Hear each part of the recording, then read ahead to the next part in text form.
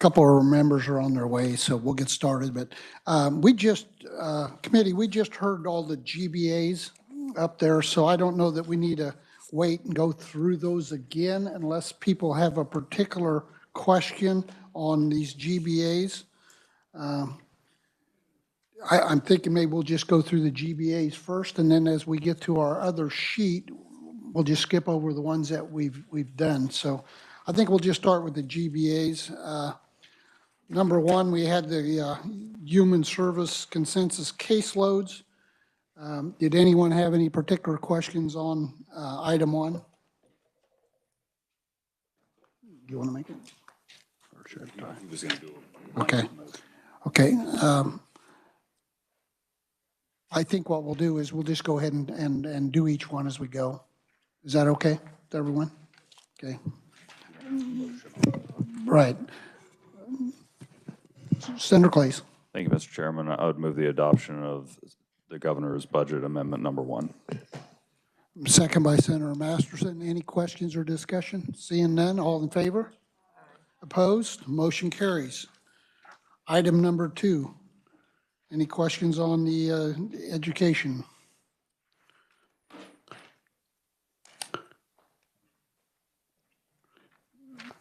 Senator Clays. Thank you, Mr. Chairman. I'm not going to make a motion on this one. Okay. Senator Masterson. Yeah, I mean, clearly this is trying to move the entire education budget for purposes of line item, so I would not be in favor of accepting 2 in any manner. Okay.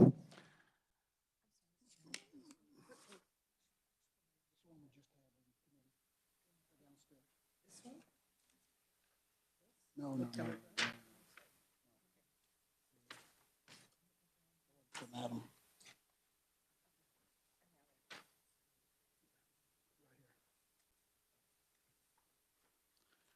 Okay, we'll move on to item number 3. Senator Sykes. Thank you. Before we move on, item number 2 does have special ed funding, and we do not have special ed funding in any other bill at this point. Is that correct?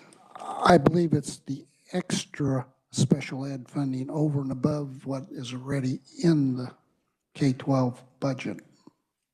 I would disagree, because I think the special ed funding that based that $520 million plus the extra was in Senate Bill 83, which was killed on the Senate. So we don't have any special ed funding. Senator Masterson. Thank you, Mr. Chairman. That is technically correct. It was in the governor's KEEP program that was rejected on the floor, but that just means it's still in conference. So there's no reason to accept this bulk position, because the special ed money would still be in conference to come out, and because we haven't finished with that conference report yet. Okay, any other questions? Seeing none, we'll move on to item number 3, the lottery and gaming revenues. Senator Clays. Thank you, Mr. Chairman. I move the committee adopt the governor's budget amendment number 3. Second by Senator Masterson. Any questions on gaming and lottery? Seeing none, all in favor? Opposed? Motion carries. Move on to item number 4, the vendor contract. Senator Clays. Thank you, Mr. Chairman. I move we adopt governor's budget amendment number 4. Motion, second by Senator Masterson. Any discussion on the vendor contract? Seeing none, all in favor? Opposed? Motion carries. Item 5, the ethical caseloads staffing bids. Senator Clays. Thank you, Mr. Chairman. I move the committee adopt governor's budget amendment number 5. I have a motion, second by Senator Masterson. Any discussion or questions? Seeing none, all in favor? Aye. Opposed? Motion carries. Item 6, the operating expenditures for the hearing instruments Board of Examiners. Senator Clays. Thank you, Mr. Chairman. I move the committee adopt governor's budget amendment number 6. I have a motion, a second by Senator Masterson. Any questions or discussion? Seeing none, all in favor? Opposed, motion carries. Move on to item number 7, the Office of the Governor, Governor's Grant Office for Grant Program Enhancements. Senator Clays. Thank you, Mr. Chairman. I move the committee adopt Governor's Budget Amendment number 7. Motion, second by Senator Masterson. Any questions or discussion? Seeing none, all in favor? Opposed, motion carries. Move on to item number 8, the Kansas Department of Aging Disability Service, expansion of the program All-Inclusive Care for the Elderly, the PACE. Senator Clays. Thank you, Mr. Chairman. I move the adoption of Governor's Budget Amendment number 8. I have a motion, second by Senator Masterson. Any questions or discussion?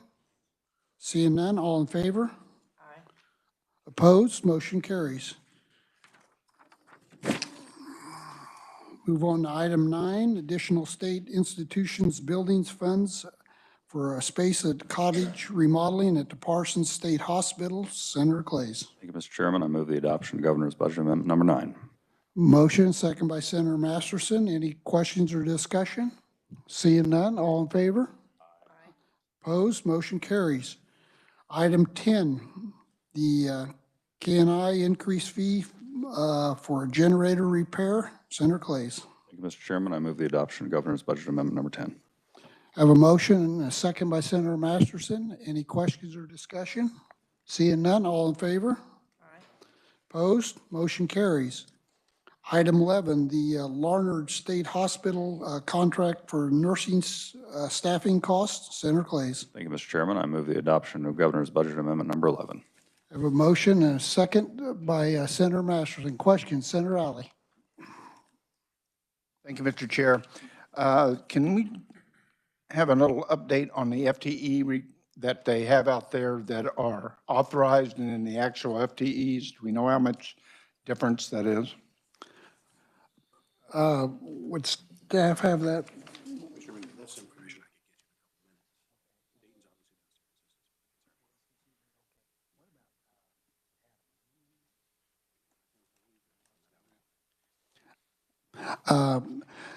It'll take a few minutes because part of the staff is downstairs, and that's why we were doing one at a time here in case there was questions. So I don't know if the budget director might know that. Adam, do you have an idea on them numbers?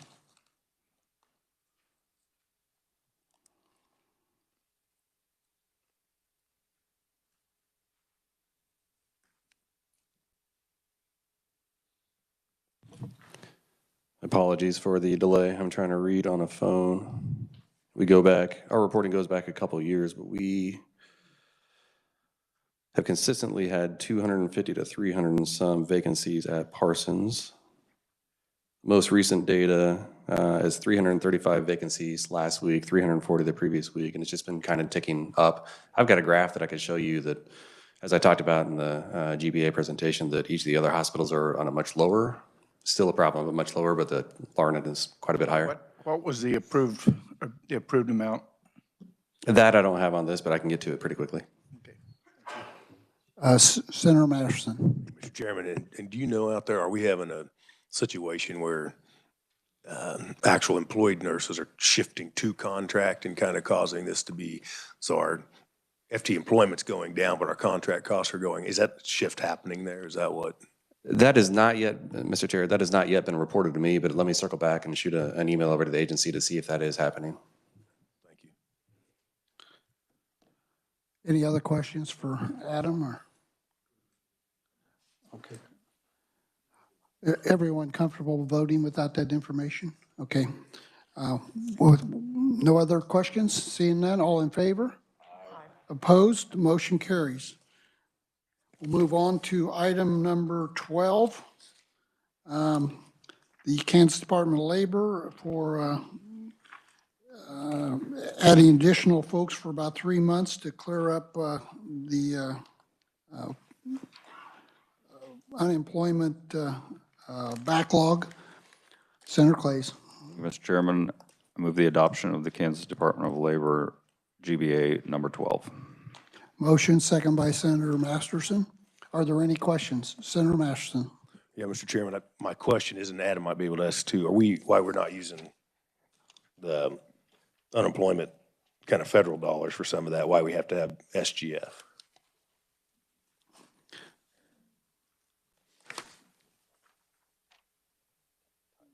I'm sorry, can you repeat the question? I was digging up an email. My question is around the sourcing. Does it have to be SGF? Are there not UI dollars that could be utilized? As it came to us from Department of Labor, it was SGF, and I think that's the quickest way to get some temp staff up and running. We can certainly go back and check to see if federal dollars are available, but the SGF is a quick way to get to it, to knock it down, and to be done with it. Thank you. Any other questions for Adam while he's up? Seeing none, thank you, Adam.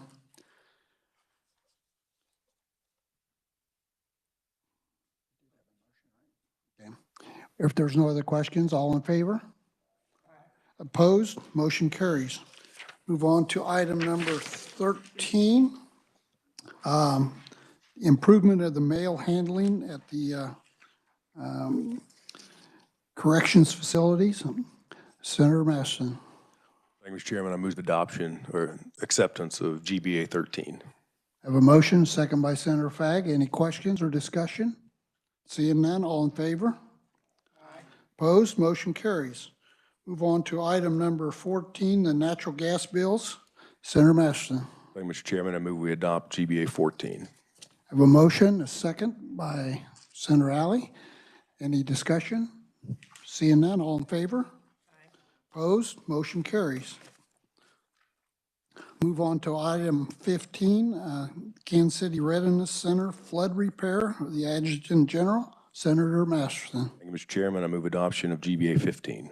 I have a motion, I have a second by Senator Fagg. Any questions or discussion? Seeing none, all in favor? Opposed? Motion carries. Move on to item 16, the KP&F Capers unfunded liability payment from the Kansas Department of Wildlife and Parks.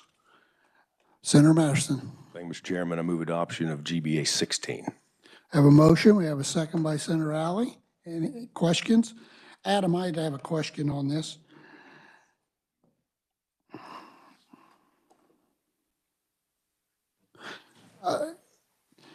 We were told that Wildlife and Parks does have these funds available to pay the $2.733769 for the unfunded liability. Is there a reason why we don't just pay it all now? Because, time value money. It just seems to me like they have the money. They've said that all along, that we shouldn't do this right away. Yeah, so a couple things. The bill itself, I don't know if there was 3 options or 2 options. I know it provided a couple of options on how to fund it. One was to amortize over 20 years. We clearly don't want to do that because that just increases the liability on the state. Another option was a 2-year buyout. I don't recall if there was a 1-year option or not in the bill. I'd have to go back and check. But the way we arrived here was, one, Capers reports to us that this should be doable over a 2-year period. But the $1.5 million is the gap between what we initially thought it was going to cost to move to KP&F versus what the actual fiscal note came in at. So we could use that $1.5 million and stay flat at the GBR, and then also do it again with next year's budget submission, which the governor is committed to doing over the 2-year time frame. Thank you. Any other questions? Senator Fagg. Thank you, Mr. Chairman. Adam, how much money does the KP&F have? What kind of balance? We're talking they have the money, they don't have the money. Are you asking how much Wildlife and Parks has? How much, what kind of balance do they have in their account? I can get that probably here in the next 30 minutes. Other questions? Seeing none, all in favor? Opposed? Motion carries. Move on to item number 17, the rebate, Department of Administration. Senator Masterson. Thank you, Mr. Chairman. I suggest we ignore the tax gimmicks and move on to 18.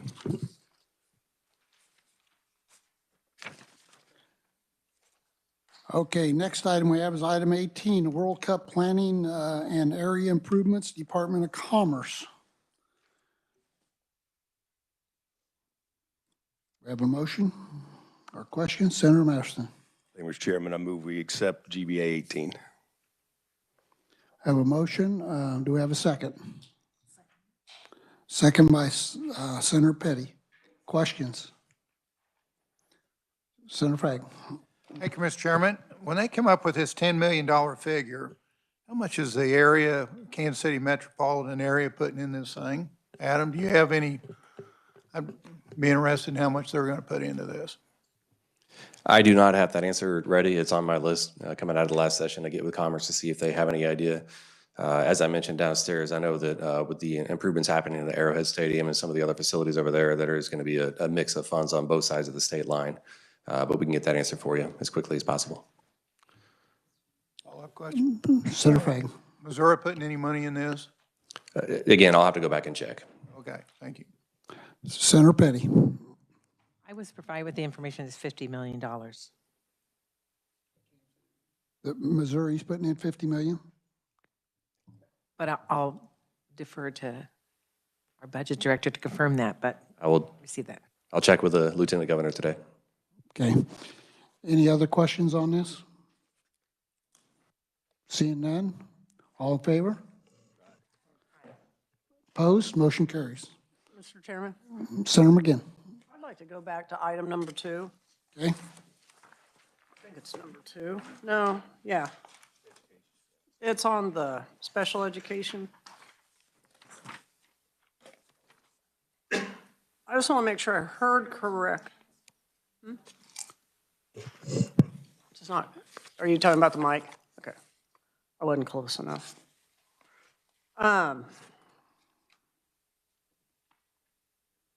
The special education money, I thought I heard that it's in conference, and can you tell me what bill it's in, that's in for sure?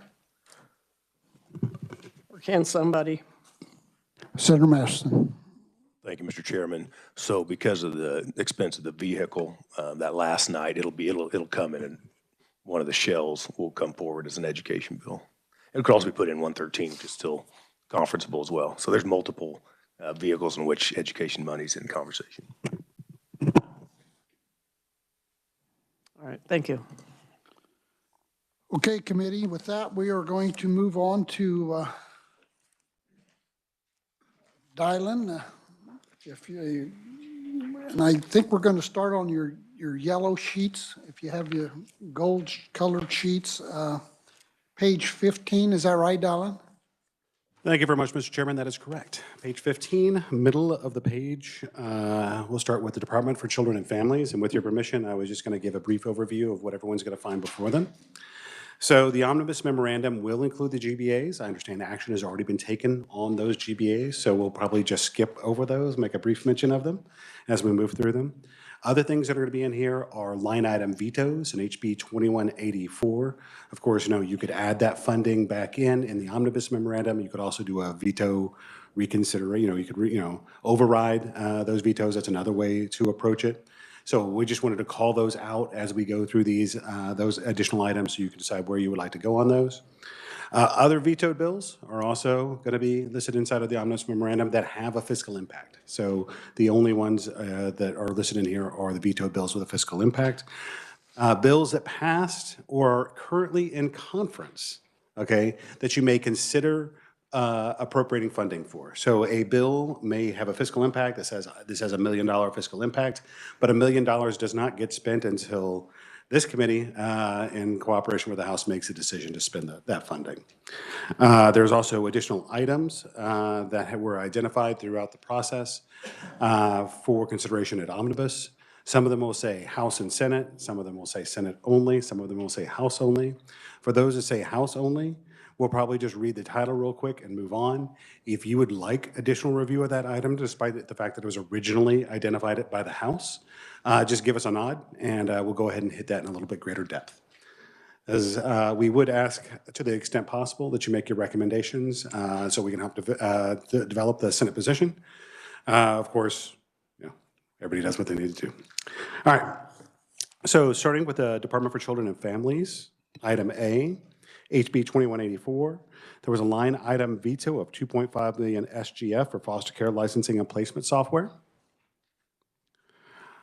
Item B. Senator Petty.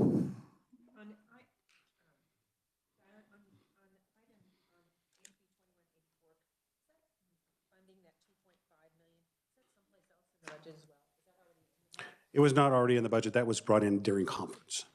Sorry, Nancy, I didn't, excuse me? It was brought in during conference. That was identified and added to the process. And so it wasn't, there was not a line item for this funding in the budget otherwise? There is a line item for this budget that was passed in HB 2184 as it passed, and that's what allowed it to be sort of line item, so it could be identified and separated out from the rest, along with language specifying how it would be used. And so that was in the budget bill. That was not originally part of the governor's recommendation. It was added during conference to the discussion, and then the governor vetoed it. Now, beyond that, I would have to defer to the Division of Budget as far as the reasoning behind that veto. Thank you. Any other questions? Please proceed. Item B is HB 2094. That bill is currently with the governor. There's two elements of that. One is the HB 2179 and one is the HB 2140. Those are the original elements that were put into this bill. It deals with non-cooperation with child support. It requires the secretary to conduct reviews of cooperation. It requires work registrants aged 50 through 59 to complete an employment and training program to receive food assistance. The first part from HB 2179, it continues the existing statutory requirement that parents cooperate with child support services as administered by the DCF as a condition of receiving child care subsidies and maintains the periods of ineligibility.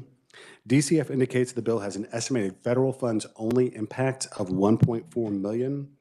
They do indicate the funds are fully available to cover the additional expenditures based on the current federal award amounts, and no SGF would be required for this portion. So the only decision on this one would be just to approve those no-limit fund expenditures of $1.4 million. And on the second one, the bill would also amend law pertaining to eligibility requirements for food assistance to require work registrants aged 50 through 59 without dependents who are not exempt under federal law to participate in employment and training. Turn to the next page. DCF indicates these provisions have an estimated impact of $1.0 million, including $511,288 SGF with a $50-50 per dollar match of SNAP employment and training administrative funds. About $631,000 of that is estimated annual cost to serve these clients. And there's an additional $391,063 and 6 FTE for program consultants for the ENT program.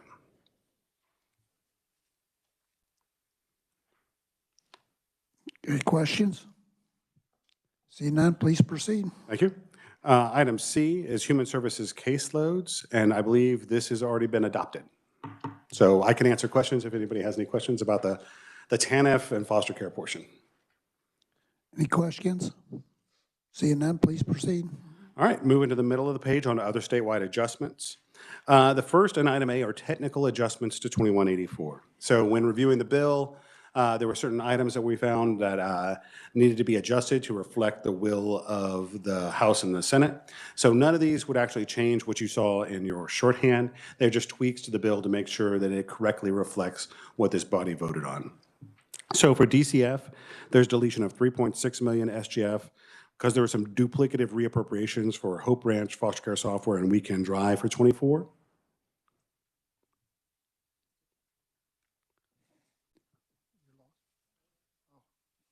Senator Petty.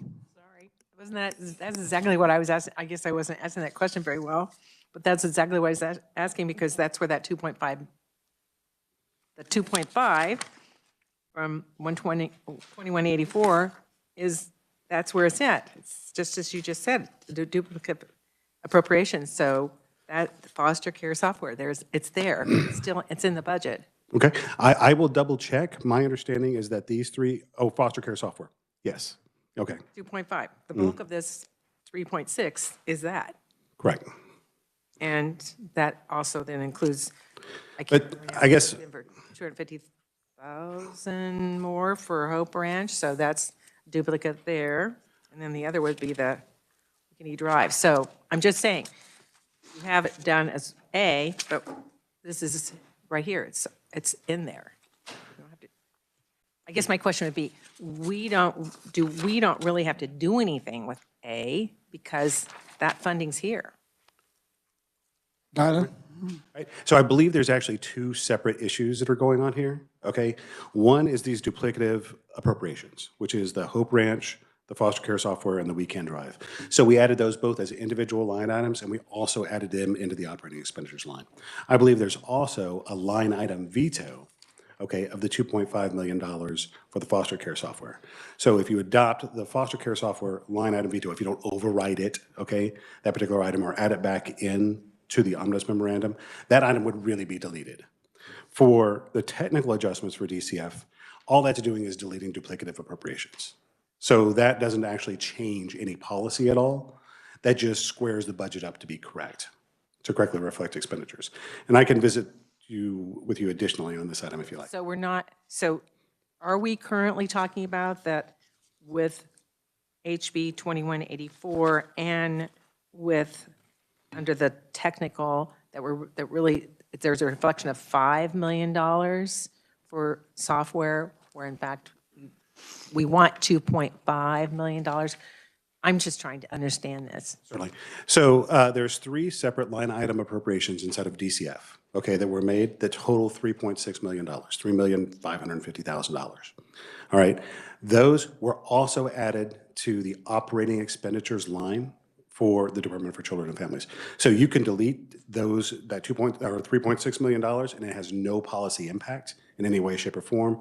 All it does is square up the budget with what was in the shorthand, as it were. All right. But then there's a separate line item appropriation, okay, for this foster care licensing and placement software, which would actually make a policy adjustment to remove the funding for that outside of the budget. So would that be the same thing with the Hope Ranch? Because the Hope Ranch, we initially, on the Senate side, we did not put additional funding in conference committee. The House did put additional funding in, which we agreed to, which went in the budget. So now is that? So this position, if you adopt this, it will delete the $3.6 million out of the operating expenditures line, but would leave, so this body's actions would leave those 3 line item appropriations in, okay? And then you can, so it's, Hope Ranch would still be funded. Technically, if you do the technical, Hope Ranch, foster care, and weekend drive are still funded, all right? Now, the line item veto would actually remove the foster care licensing and placement software if it's not overridden. Any other questions?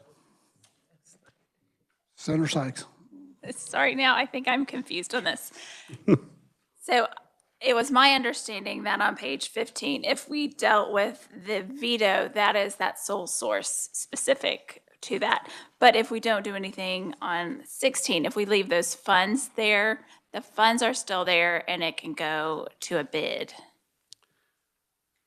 Well, I mean, technically, if you do 16 and you adopt it the way my understanding and my conversations with the Office of the Reviser of Statutes has gone, it doesn't actually do anything from a policy perspective. All it's doing is adjusting that operating expenditures line. So there's a big operating expenditures line. There's also 3 line item appropriations with specific restrictive language. Okay, so all technical adjustments DCF item 1 does is delete 3.6 million SGF. That $3.6 million was related to these 3 items. So it would leave it there in this section. If you do not adopt the technical adjustment, correct. Senator Masterson. Thank you, Mr. Chairman. Just, I think for clarity, the technical adjustment eliminates duplicative reference. So now you're down to a single reference, which is then. That's correct. Thank you. Any other questions? Please proceed. Thank you. The second item is DCF, relocate language providing for the Dolly Parton Imagination Library 501c3 from DCF to the Children's Cabinet. Obviously, there was originally, the Children's Cabinet is in K-12 education. There was no Department of Education inside this bill originally, and so it was attached to DCF. This would just relocate that to the Children's Cabinet. The Kansas Board of Regents appropriate $1 million SGF for the state scholarship program for fiscal year 2025. This was inadvertently omitted, but has been reflected in all of your documentation. The Kansas Department of Labor correct fiscal year reference in the Workmen's Compensation Fee Fund and add $53,444 SGF for 24 for non-reportable expenditures. Turn to the next page. Kansas Department of Administration, add $40,670 SGF for 24 to include budgeted reappropriations that were accidentally omitted. For the Department of Administration, delete $15,000 SGF for the Friends of Cedar Crest Association in '23 due to double appropriation. And Department of Administration, reduce the hospitality proviso in the division of budget from 2,000 to 1,000 due to elimination of the division of policy. So once again, all of those technical adjustments, they tweak the profile slightly, but they do not fundamentally change any of the policy decisions which were made by the House and Senate together through the conference committee action. They're just bringing the bill into synchronization with those documents. And with that, I would stand for question on technical adjustments. Any questions on the technical adjustments? Seeing none, thank you, Dylan. Please proceed. Okay, and just to note, if we don't hear that those are adopted or not adopted, then we're just gonna, then they would not be adopted on those. Moving to HB 21. Committee's all good with not adopting these, correct? Right, well, we're not going to adopt them. Right. We're all good. Correct, Dylan? Mr. Chairman, obviously I cannot advise you what to do, but I would simply say that each one of these items as a technical, it simply conforms law to your intent.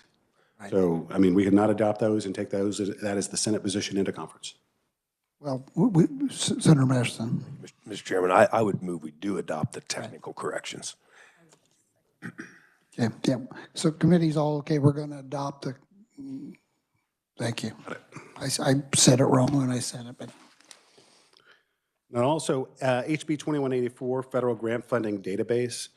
This was a line item veto. The governor line item veto Section 143 of HB 2184, which would have required any grant awarded by any agency using state or federal funds to publicize a list of all applicants who applied for such a grant.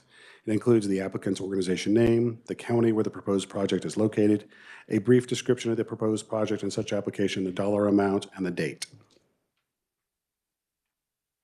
Seeing no questions, I'll move to the Budget Stabilization Fund, item C.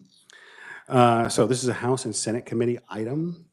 House Bill 2184 includes language stating that no transfers shall occur automatically from excess receipts when the balance of the Budget Stabilization Fund exceeds 15% of actual tax receipts. Based upon the current estimate of receipts for '23, no automatic transfers would occur when the Budget Stabilization Fund's balance exceeds $1.46 billion. And I believe the conversation in committee was just whether or not that 15% was the right number, whether or not there's an adequate balance in the Budget Stabilization Fund at this point, or whether you want additional automatic transfers to occur. Just to remind the committee, the automatic transfers are 50% of excess receipts above the consensus revenue estimates. So obviously we released new consensus revenue estimates today. If we assumed we were going to get $9 billion in and we got $9.5 billion in, then we would transfer $250 million to the Budget Stabilization Fund under those circumstances. No transfers will occur with the language that's currently in place. It would basically cap those transfers. And the question is, you can leave it there, or you can discuss whether you want that number to change. If we do nothing, it just stays there. Do nothing, it just stays there. The committee wish to discuss this? Everybody good with 15%? Okay. Thank you very much, Mr. Chairman. With that, I would turn it over to Stephen to talk about state employee pay. Welcome, committee, Stephen. Good afternoon, committee. Stephen Wu, Legislative Research. So on state employee pay, item A is the governor's state employee pay adjustments plan. Just as a refresher, this is a 5% adjustment totaling about $169.5 million. About $65.5 million of this is SGF. There's also some language in there that authorizes the government to make market adjustments if some titles are below, are above 5% under market. Both House and Senate committees deleted this item for review at Omnibus. We're not Omnibus, so if this committee would like to add that back in, can certainly do that, or take any other action related to this item. Senator McGinn. Well, we are at Omnibus, and my desire is to add it in. Is there anyone that doesn't want to add in? Okay. All right. Thank you. We'll move on to the item B. This is on page 18. These are agency pay plans. You'll see a table up above detailing each of the various pay plans within each agency that has been marked for review at Omnibus. These are all items that you've heard before during agency budget presentations. We just pulled them out. The committee just moved to review them at this time. We pulled them out. These are all reflected in the pages that follow here. There's some additional information on each of these. It goes down the list by agency, but the majority of these are all items that were originally included as an agency recommendation. If the committee likes, I could go into detail about any one of these, but these should all be items this committee has heard before. Anyone have any questions? Seeing none, please proceed. All right. Then we'll skip past the state employee pay section. We'll move all the way to the KPERS section, the Kansas Public Employees Retirement System. This is on page 23. Item A is HB 2196. This bill is now law. It's the KPNF affiliation bill. It also expands the deferred retirement option program. The KPERS portion of it requires some additional appropriations as requested by KPERS. The agency indicates that expanding drop for all KPNF members, as well as all the administrative expenses required with that. They are asking for an additional about $166,000 in expenditures and an additional 2 FTE positions for fiscal year 24. About 75,000 of this and 1 FTE position would be for a benefits analyst position. About 70,000 of this and 1 FTE would be for a temporary benefits analyst position. And the remaining about $20,000 would be for various changes to the KPERS IT system. So if the committee would like to include funding for this, could certainly do that. So at this time. Everyone okay with this additional funding for KPERS? Questions, Senator Petty? My question is because this piece of legislation does provide the possibility for a big expansion of DAROP. But do you know under KPNF what the potential is for the number of retirees? The number of retirees. I have that number somewhere. If it'd be all right, I could follow up with you after. Yeah, that'd be great. That'd be great. Because I think that helps to provide justification for why these additional positions are needed. Certainly, yes. Thank you. Any other questions? Everyone's okay with adding this additional? Okay, please proceed. Item B is HB 2100. This too is law. Excuse me, this is with the governor. This is the Kansas Public Investments and Contracts Protection Act. This is the ESG bill for this session. The administrative portion of this KPERS indicates that enactment of it requires a little under $1 million in expenditures, about $915,000. This is be all from the trust fund. The agency also requests 1 additional FTE position. This amount would be for proxy voting services. About $750,000 would be put towards proxy voting, and $165,000, and the FTE position would be for a permanent investment officer position. So these are the administrative expenses that KPERS indicates is needed to enact this bill.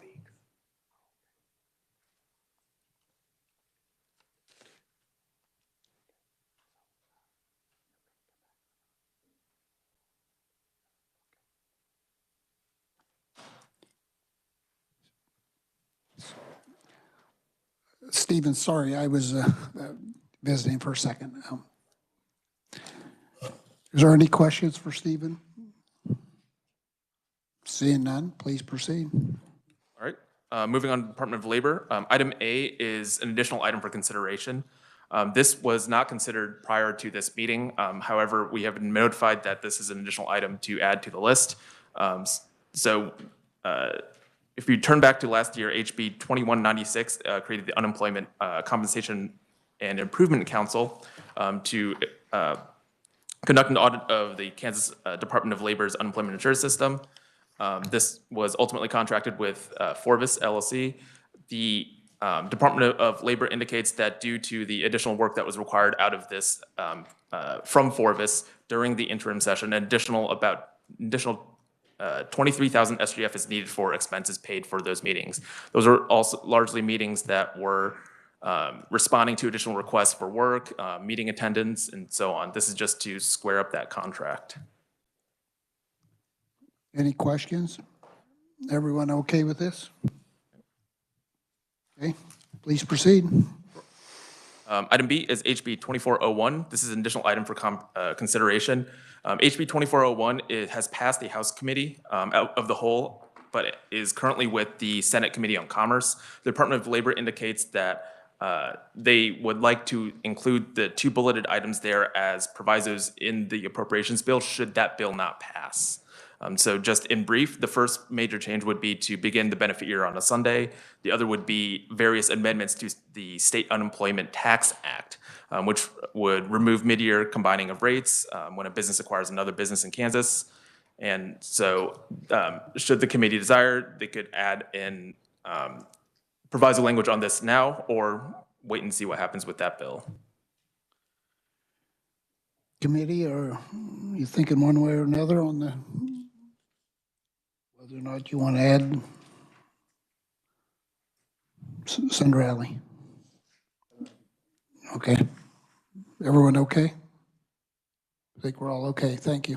All right, move on to Department of, item C is the governor's budget amendment, which I believe this committee has adopted. This is related to the appeals backlog.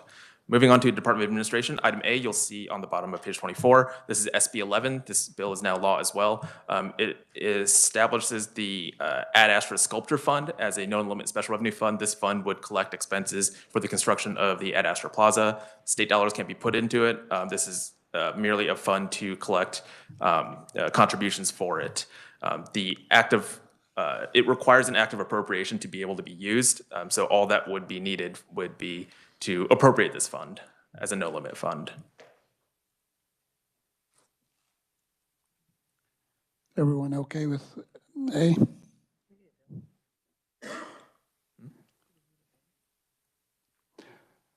Senator Petty. In order to, I mean, you said SB 11 is law. Correct. Is that the bill that would allow us to appropriate the funds? The act of appropriation would need to happen with the bill out of this committee.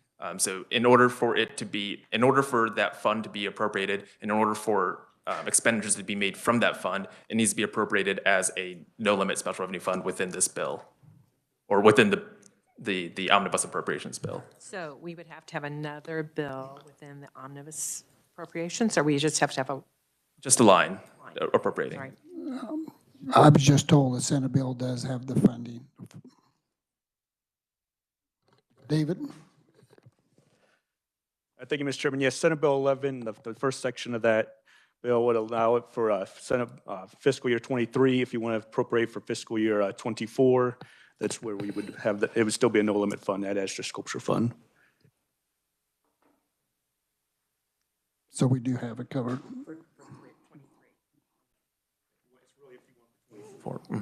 Okay, so we need to approve 24. Correct, David? Correct. Okay. Committee okay with 24? Everyone's good. Thank you. All right. Item B, SB 39.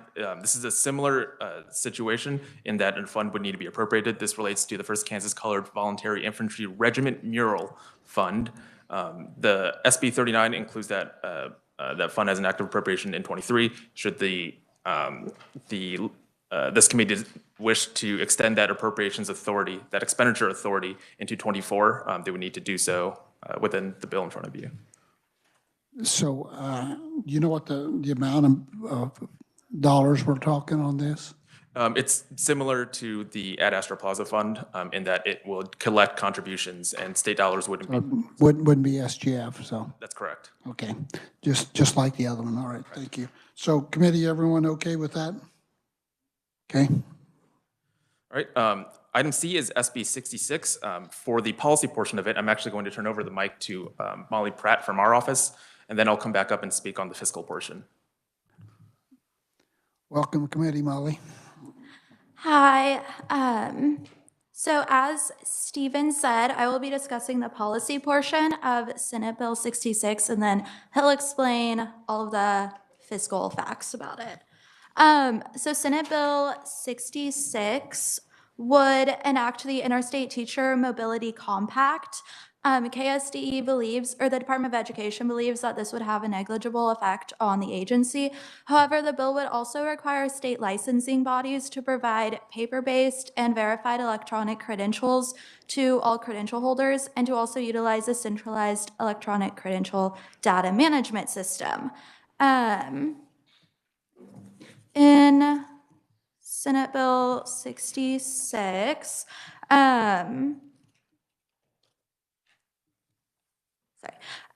if you'll turn to page 25 on the omnibus consideration list, it'll have in order to enact the bill, there would need to be a licensing verification portal, which would be developed and implemented by the Department of Administration, as well as an enterprise licensing platform, which would be implemented by OITS, and they would work with several agencies in order to get them up to date with the licensing verification process. And I believe that that's about it for the policy portion of the bill. Stephen can answer the questions about fiscal.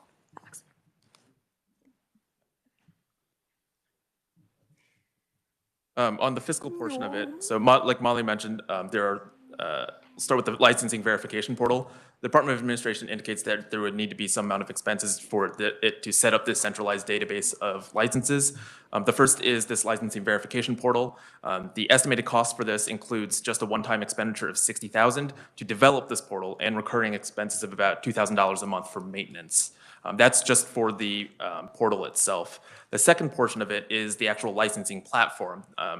And this would be in development through the Office of Information Technology Services. It would be getting a lot of agencies, the expenditures for it would be to get a number of agencies up to date, up to speed with their systems in order to integrate with this licensing platform. The Office of Information Technology Services, OITS, indicates that there are a number of agencies reflected in that bulleted list in that middle of the page that requires some substantial improvements in order to get it up to speed with the system that they would need to integrate with. The overall cost for it is about $750,000 per agency in one-time expenditures, and recurring expenditures of about $50,000 per year per agency for annual licensing fees. So if we're just talking about those agencies reflected in the middle of the page, that comes out to about $5.25 million in one-time expenditures and about $350,000 a year after that. The Department of Administration has indicated that while the upfront costs may seem large, they might suggest an alternative would be to delay compliance for those agencies by 1 year so that they can get them up to speed, so that appropriations can be made at a later date and to get them up to speed and integrated with the system. Lastly, there are a number of independent agency costs that we have identified that are at the bottom of the page. These are costs on the agency side. For example, if some agencies will indicate that they require some additional personnel to get to help administer this licensing system, those are reflected down below. So in review, there's three parts in terms of the cost for this bill. The first is for the licensing verification portal. That's about $60,000 one time and $2,000 a month in recurring expenses. Second, there is the enterprise licensing platform. That's about, for those agencies listed there, that's about $5.25 million upfront and about $350,000 a year after that. And lastly, independent agency costs, which you'll see detailed down below. Would be happy to answer questions on any of that. Otherwise, would leave it to the will of the committee. Committee, what's the thoughts? Senator Alley. Thank you, Mr. Chair. Help me understand today what they do today. That's when they maintain their licenses. What's the process today? The process today is a fairly siloed system. It's essentially up to each agency. Each agency maintains their own system, and it is a scattered environment. So what this bill would do would be to unify that around a centralized system so that each of the agency's individual systems would be able to connect with this central system. We'd be able to view licenses at a statewide level with that central system. So it would be a transition from a individually siloed licensing verification to a centralized licensing verification system. So Senate Bill 66 enables the interstate teachers mobility compact, but that's just a portion of what the overall bill is. Is that correct? That's correct. Thank you. And Stephen, you suggested that we could postpone it for a year? And is that something the agencies are promoting, or? That's, the Department of Administration has indicated that they are open to, an alternative option would be to delay compliance for those agencies you see in that bulleted list, delay compliance for those agencies by 1 year so that they can get those, have more time to get those agencies' systems up to speed. So what that would mean is appropriations would not need to be made for those agencies up front. They could be made at a later date, depending on how long that compliance date is pushed back. Does the committee have any preference on this? Senator Petty. Well, I think it's something we're going to have to do if we are going to be in compliance with Senate Bill 66, although it seems that the bullet about the enterprise licensing platform is an expansion so that, and I'd like the verification there, for the other licensing agencies. So they would be then all on this same platform? The platform they use may not have to change. The requirement is more that they were able to connect with this enterprise platform. So it doesn't necessarily have to be that they're all using the same program. The program that they use just has to be able to connect with this enterprise platform. And if they are able to connect, then they're able to provide both the paper-based and the verified electronic credentials in a more expedient manner. That's our understanding, yes. So that's part of what was in Senate Bill 66. Correct. Of course, it doesn't come into play until the compact is actually set up. That takes 10 states, and I think there's now 4. But it does seem that that we have to, in order to be in a position, we have to put this one-time expenditure of the $60,000. We'd have to follow through with that. I'm trying to, so this 5.25 million, that becomes, because the number of agencies now that would be involved with this portal, that when it get down to the.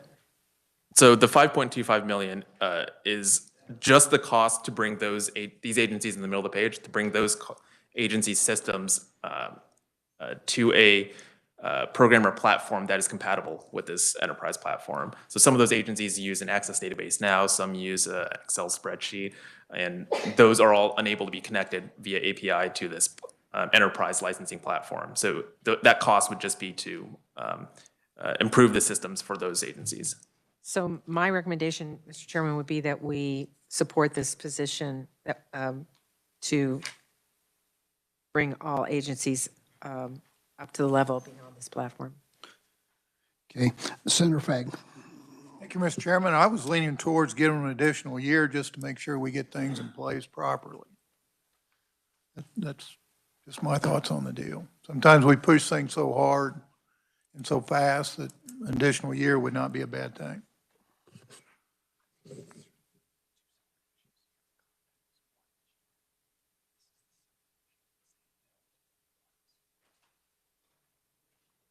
Senator Sykes. Thank you. I was on this conference committee. So Senate Bill 66 originally was the licensure bill for teacher compacts. But then the other part that we're talking about with these other licensing platforms is electronic credentialing, and that was 2388. So they are connected because this teacher licensing, if we get to that point, they would also be through this, but they're really two separate parts. Senator Alley. Thank you, Mr. Chair. I concur with Senator Fagg to give the agencies a year to put this together. And so I'd like to make a motion we do that. Approve this, but give them the extra year. Okay, we have a motion. We have a second by Senator Fagg. Any other discussion? All in favor? Aye. Opposed? Motion carries. Okay. Excuse me, Stephen? just to clarify, so that is just for the enterprise licensing platform, that middle bullet. Is it the committee's intent to include the funding for the creation of the licensing verification portal as well as for the independent agency costs? I think so. Everyone in agreement with that? Yes. Yes. Yep. All right, thank you. And item D is the Kansas resident income tax rebate, including the GBA, which this committee has taken up already. So unless there are any questions on any of these items so far, I'm going to turn the mic over back to Molly Pratt to pick up the State Department of Education. Any other questions for Stephen? Seeing none, thank you, Stephen. We'll move on to Kansas State Department of Education, and we'll have Molly. Thank you. Hi, Chairman and committee members. My name is Molly, and I will be discussing a couple of bills that went through the education committees.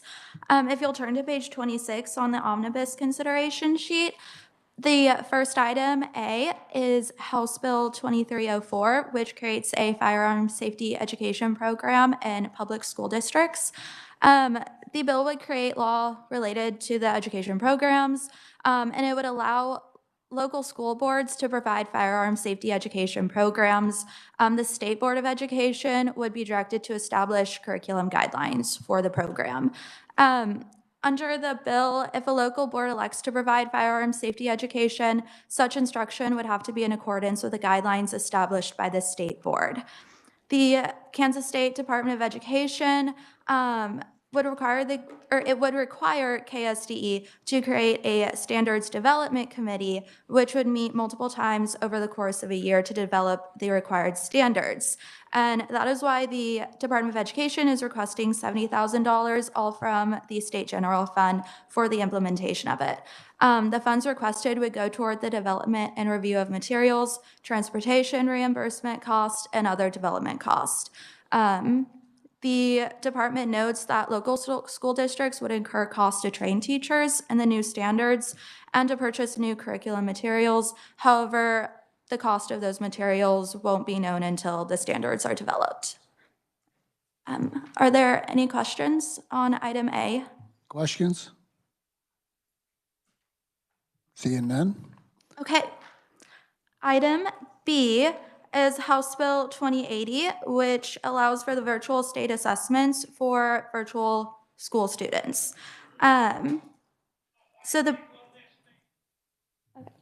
bill would require the administration of any virtual statewide assessment to meet several conditions that, when implemented, will mitigate the risk of a security breach occurring. The Department of Education requests additional expenditures of $9,316,344 from the State General Fund beginning in fiscal year 2024 in order to develop and administer parallel test forms for students enrolled in virtual schools. So when I was reading the omnibus consideration list, that first sentence on the last paragraph on page 26 is a bit confusing. It states that the total expenditures for the state assessments would total $5.4 million. That is only for the state assessment portion, for like math and science and English. It would also require an additional $3.9 million for the Kansas English Language Proficiency assessment. So the total cost would be $9.3 million. Of this amount, approximately $5.4 million would go towards developing and administering parallel assessment forms for each required subject, and approximately $3.2 million will go towards the developing and administering of parallel assessment forms for the Kansas English Language Proficiency Assessment. The department estimates that the total one-time cost to develop the parallel assessment forms would be about $4 million. And likewise, KSD estimates that the ongoing cost to administer parallel assessment forms would be about $5 million. When this bill was going in front of the committees, the department noted that without parallel assessment forms, it creates a large security risk for the assessments. Essentially, if one student's math assessment is breached, then the entire math assessment for that grade, for that state, would be invalidated. And that is why KSD is requesting the $9.3 million. Are there any questions? Questions for Molly? Seeing none, please proceed. Okay, and the last item for the Department of Education is the governor's budget amendment, which was mentioned earlier during the joint committee meeting and also earlier during the SWAM meeting. If you would like me to answer any questions on that, I can try. Any questions? Seeing none, please proceed. That is all I have. I think Amanda is up for the Kansas State School for the Deaf. Okay, thank you, Molly. Amanda, welcome to committee. Hello, everyone. I am here to speak for the Kansas State School of the Deaf. The only reason why this particular item made it onto omnibus was at request of the House. Originally, House Appropriations did not appropriate the funding or FTE for this particular position, but in conference, it was agreed to on the funding for the position, not the FTE. So I don't have much more to say to that. I'm happy to answer any questions or. So we really don't need to do Correct. There's no anything. action needed. Okay. Any questions for Amanda? Seeing none, thank you, Amanda. Appreciate you being here. Wonderful. And the next item on your list is Board of Hearing Aid Examiners, which was a GBA, which you guys have already agreed on. So with that, if you continue to flip to page 28, I believe Brianna from our office will speak to the Board of Regents. Thank you. Brianna, welcome to committee. Thank you, Chairman, Committee. Brianna Horton, KLRD. I will be covering Board of Regents and all of the universities. There's a substantial amount, so I'm going to try and be brief and get to the meat and bones, so we're not here forever. So HB 2184, there was a line item veto for the Transportation Research Fund. The governor line item vetoed language concerning a newly created Transportation Research Fund and a transfer of $9 million from the fund from the Transportation Technology Development Fund at the Kansas Department of Transportation. So that was touched on earlier in the joint meeting. The governor line item vetoed the comprehensive grant. Language pertaining to that for fiscal year 2024. The language that is being vetoed refers to the comprehensive grant being distributed in the same proportionate amount as it was in fiscal year 2022. Letter C, the governor line item vetoed language pertaining to diversity, equity, and inclusion. So when we move on to D, this is something for the House. It's just consider the addition of 10.5 million SGF for technical colleges and Washburn Institution. So if you guys are okay, I'll move on to what's next. Pardon me? I'll move on to letter E, if that's okay. Let's do questions first on these first four. On the comprehensive grant, that was distributed different last year than it had been prior years. And so that was changed in our budget to go back to the way it was funded originally. And that was line item vetoed now, correct? Mm-hmm. And we either have to agree with this or we can not accept that position.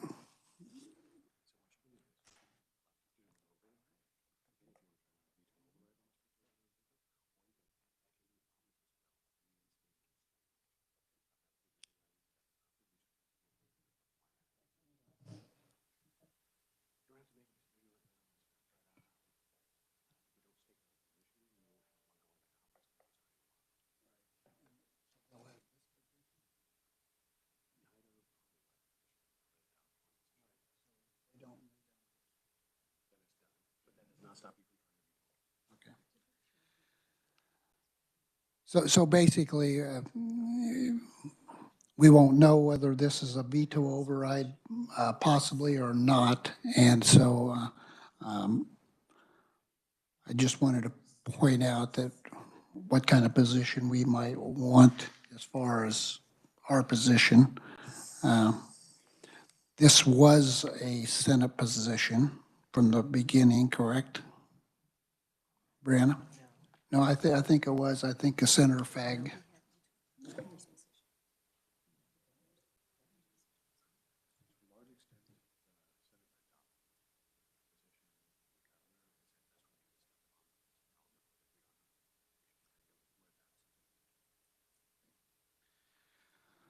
So Brianna, can you briefly explain the Senate position and the House position?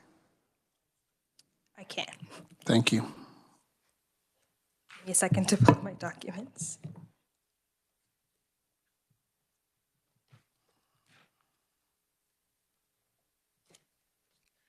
I'm going to try and explain it briefly so I don't take up too much time.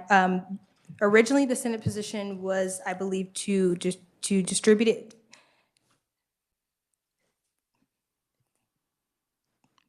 We were trying to get money back to the private independent colleges because they had been initially left out. So I think Senator Fagg's motion at the time was to appropriate that funding and to make sure that they got what they didn't get last year, this year, and then go back to 50-50, I think, in the following year. And the House position, I believe, was always 50-50. So Senator Fagg, would you like to speak to this? Did you say what was the House position on that? I apologize. So the House had taken the position in appropriations to add 4.5 million at one point, and then to add 4.5 million and then go back to the 50-50 distribution. That was the original position in House appropriations.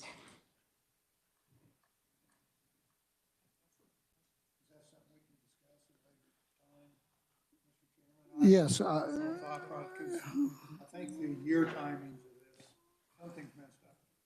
Okay. Senator McGinn. I think we're ahead of ourselves here. We have to first decide if we're going to override the veto. Sure, Then that's- we would come back and we would make that decision whether we're going to take the House or the Senate at that time. Right. That's why I mentioned earlier, until the vetoes are either looked at or we really don't know where we're at. Senator Alley. Thank you, Mr. Chair. Could you just explain the last sentence of B, where it says 50% of the allocated funds to only 6% of Kansas students? Where did the 6% come from?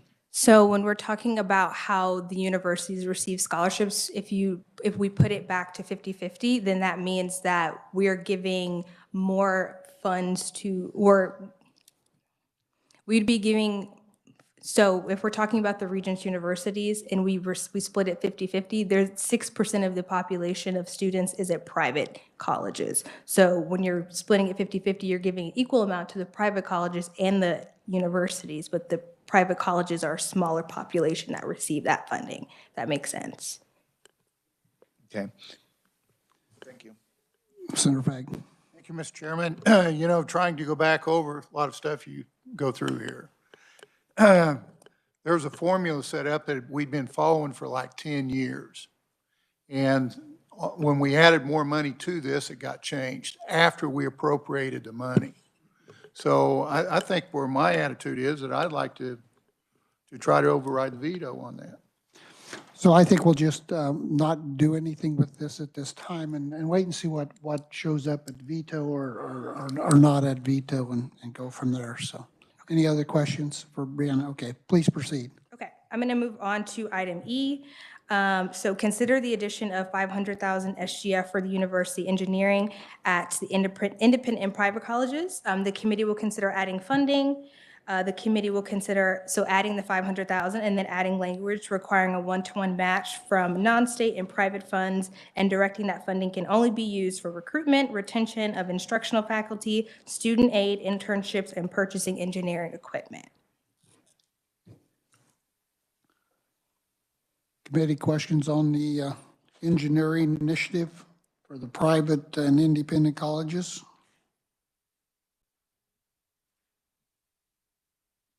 What's the feeling of the committee on this one? Senator Fagg. Thank you, Mr. Chairman.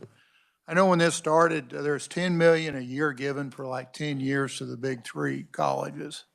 And I think the 500,000 was coming around to trying, there is some out of the small private colleges, some engineering degrees that are coming out that's being used here at home. So I think that's what we was trying to do, was trying to help that process. We need engineers, and this was our way of trying to help with that. So I'd be inclined to see where that one goes to. So you're supporting that we go ahead and fund this? Senator McGinn? Yeah, I'm not supporting this. If you look at the history of the engineering program that we put in place over 10 years ago, the reason the three regents, our research universities, were targeted was because the amount of engineers in specific industry that they put together. They each have an individual plan that has done great work and has helped out our engineers and supply them to our industries.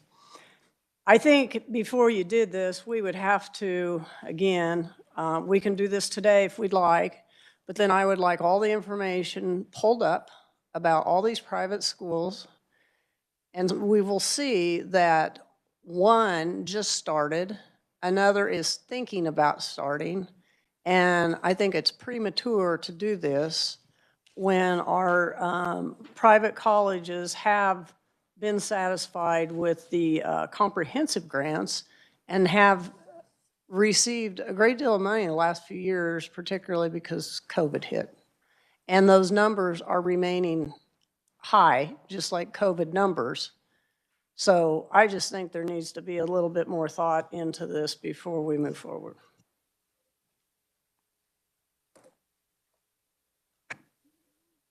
Any other ideas or questions? Senator Alley.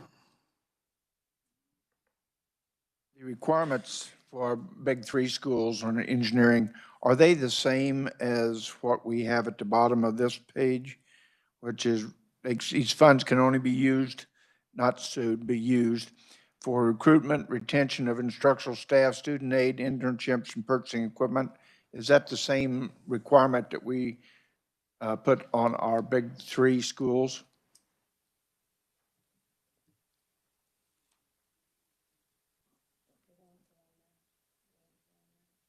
Yeah, that's what I said. Is that the same?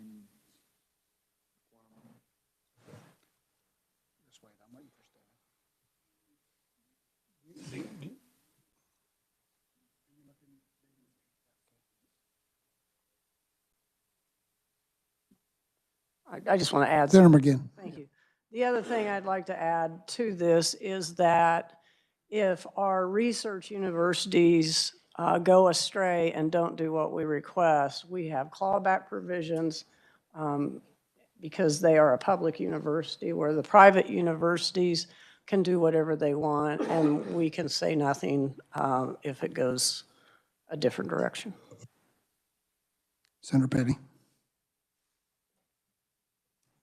You know, at the time that this language or this money was put in, I really questioned about, because this language here made me feel like that those private colleges that are looking to put in engineering programs could be using funding to help with them setting up their programs.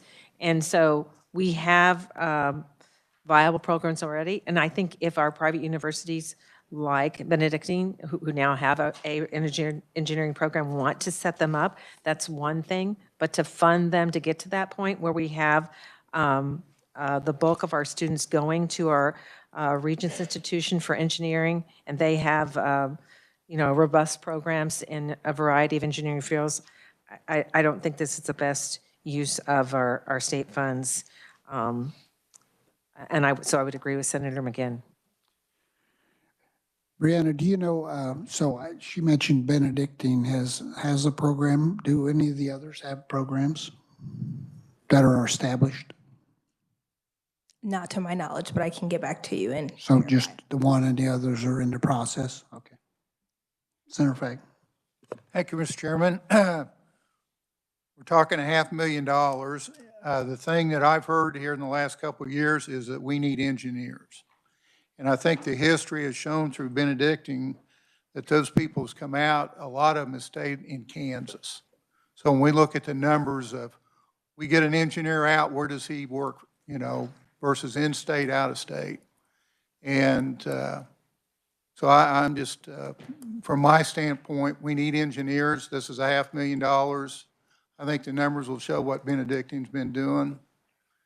That's where I'm at. Thank you.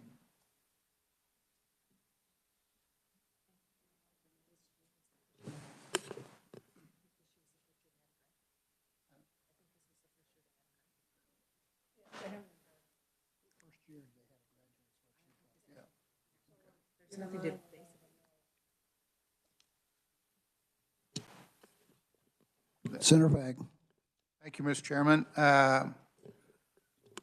There's some numbers out there on that I just have to dig out and spin around with that. So I'd make a motion. We're talking $500,000. We need to show something to the private colleges for engineering. So I'd make a motion that we allow this one go as written, or veto. We have a motion by Senator Fag and a second by Senator Alley. Under the discussion. Seeing none, all in favor? Aye. Opposed? No. Those in favor, raise your hand, please. 4. Those opposed? 3. Passes 4-3. Okay, Brianna, if you'd like to move on. Okay, so we're going to consider a possible list of adjustments for community and technical colleges. So the conference committee adopted the Senate position to add 5 million CTE capital outlay for those colleges currently eligible for funding. The conference committee adopted the Senate position to add 14.3 million SGF to the technical and community colleges for expanded registered apprenticeship, business, and industry partnerships. And the following items that I've listed below are also included. So there was 3.8 million SGF for CTE capital outlay that was included. On page 29, there was 5% inflation cost to the tiered and non-tiered, which is within existing funding that was added.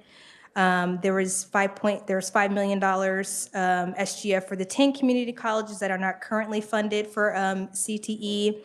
And then the conference committee also added 6.5 million SGF for a one-time expense for community and technical colleges cybersecurity. So all of that was included in the last appropriations bill. So currently the agency is requesting 2.6 million SGF for the student success navigators at each community and technical college to work with students to ensure completion and reduce the number of students not completing degrees or programs. Committee have questions on these fundings? Senator Petty? So, under letter F, then, are the fundings that are in what was in the conference committee? Or was that an additional 2? So the only thing you guys have to decide on is the 2.6. Everything else in those bullets is already what you guys have done. Everything else is there. That's Yes, what I ma'am. want to make sure. So it's just that 2.6. Yes, ma'am. Talking about. Thank you.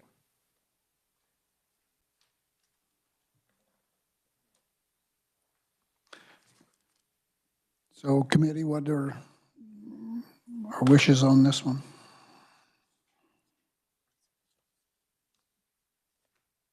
Anybody that doesn't want to do this? I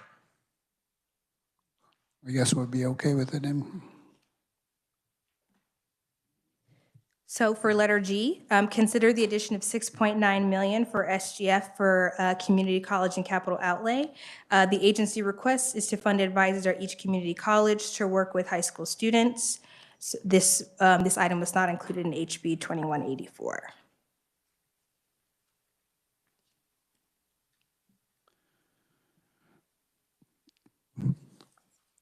Okay, again, committee, what are the wishes on the capital outlay for community colleges, 6.9 million? Anyone that does not want to fund this?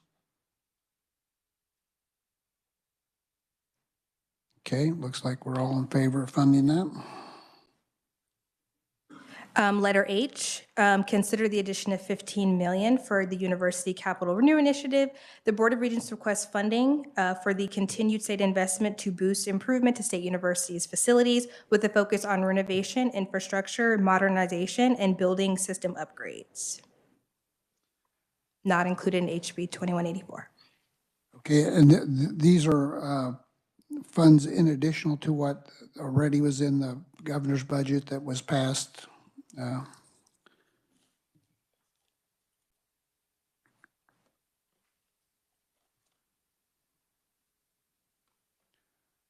So committee, we do have 20 million for renovation and 10 million for demolition. That's currently in the budget the governor signed. So this would be an additional 15 million for renovation, infrastructure, modernization, similar, pretty much same use, correct? Could it be used for demo also? There's, I think, not specifically within this one, no, there's a separate one that says demolition. Right, This one's there was for- 10 million on that, but so this would be used for anything except a demo? Correct.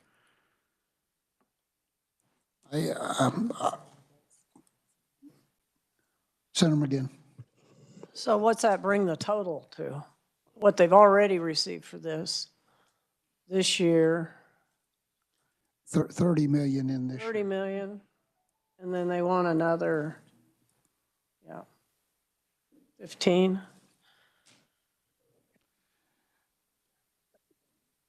I might mention also that if we do approve this, we might want to add the demo. Last year, they did a little over 9 million, about 9.6 million, and they saved over 70 million in deferred maintenance with some demolition projects. Pardon me? Oh, I mean, I'm okay with it if that's what you want to do. I just wanted to point out that they did, it is a large savings when they have them, and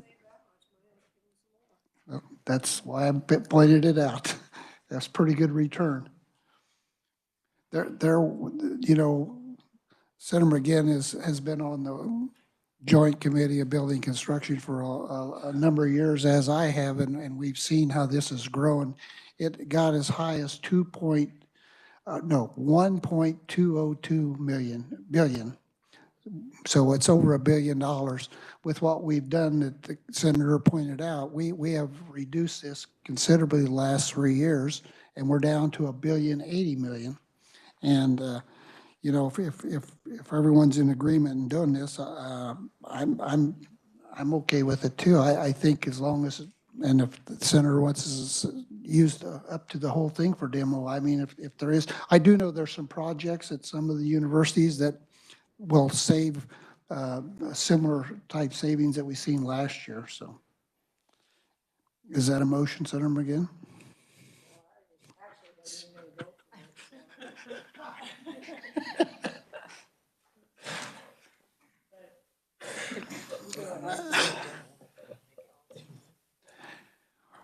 Well, we could just put in there that it could be used for demo also. Okay. Is everyone okay with adding these? Okay.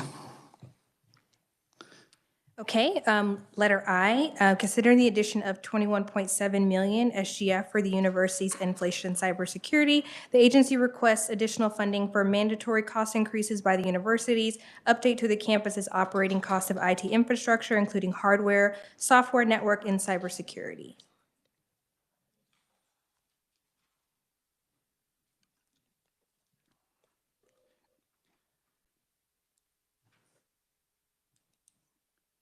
Any questions on the 21.7 million for the university's inflation and cybersecurity? Senator Alley. Thank you, Mr. Chair. What was in 2184 for cybersecurity? Wasn't there money in that for cybersecurity? Can you check that, Brianna, please? Give me just a second.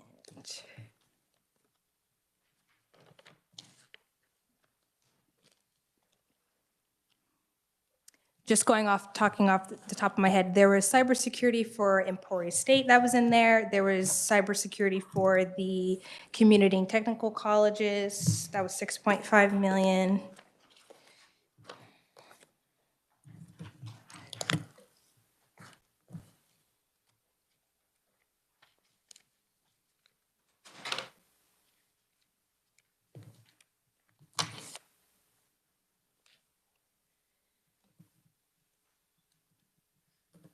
There was Washburn cybersecurity. And I believe that was it for the cybersecurity. So Washburn, community and technical colleges, and Emporia State. So there was nothing in there for cybersecurity for our universities in our overall budget? Not specifically, no. Does the House have a position on this, Brianna? No, during conference that was taken out for the House. So they did have a position and it was taken out in conference, so, okay, so this was removed in conference on our mega bill. Right.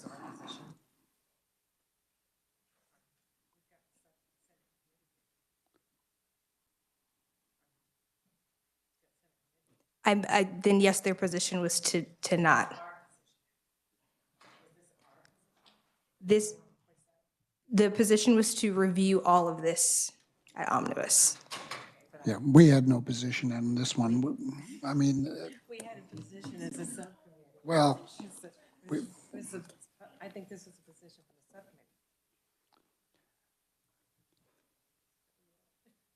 the subcommittee. I don't have that note here, so. Do you know, Brianna, was that something we even had a position on, or we just decide to kick it off to Omnibus to look at it, and which is where we're at? Senator Petty.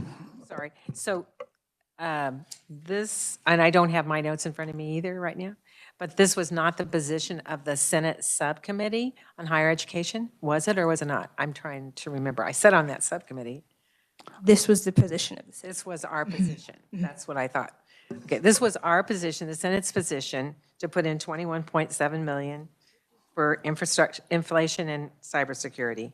That was the Senate subcommittee position. We just came out of, before we went to conference committee, we didn't. We put everything off to Omnibus.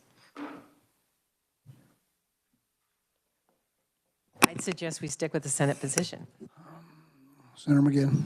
Thank you, Mr. Chairman. This morning, we heard that inflation is moderating, and I would make a proposal that we give them $10 million for the use of cybersecurity and take out the inflation. And they just use it for cybersecurity. We have a motion, we have a second. Senator Alley seconds. Any other questions or discussion? Seeing none, all in favor? Opposed, motion carries.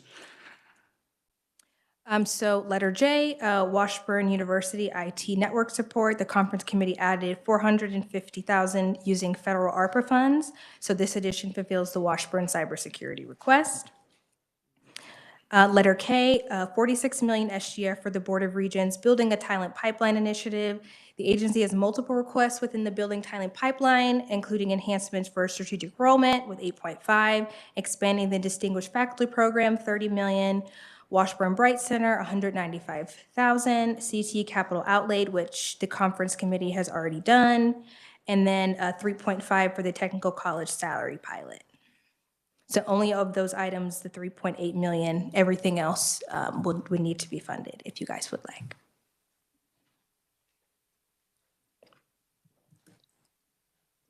Senator Alley.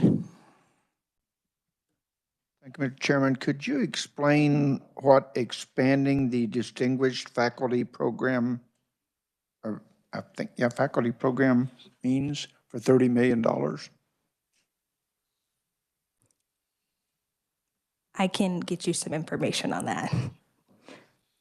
Is that something that was in the, that was not in 2184? Correct, that was not in 21. This is a new request? It's correct.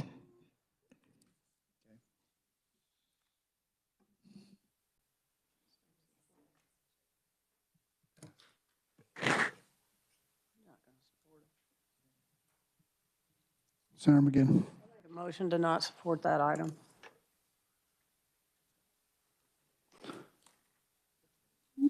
We have a motion, a second, not to okay this one, okay. Any other questions? All in favor? Opposed? Motion carries. Just for clarification, I want to make sure, so the motion was to remove the expanding the distinguished faculty program for 30 million? The whole thing? Okay.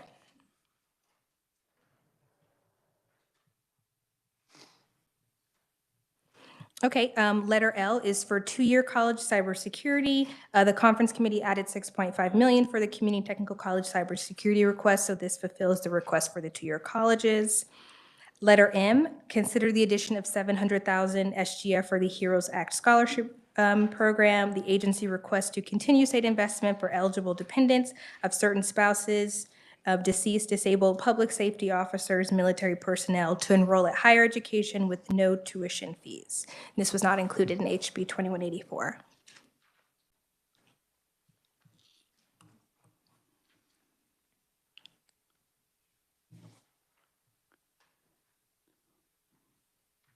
Senator Alley. Just approved the cybersecurity for the universities. We should do the same for the 2-year. Yeah, that one's in there, yeah. It was included in the 6.5 million. HB 2184.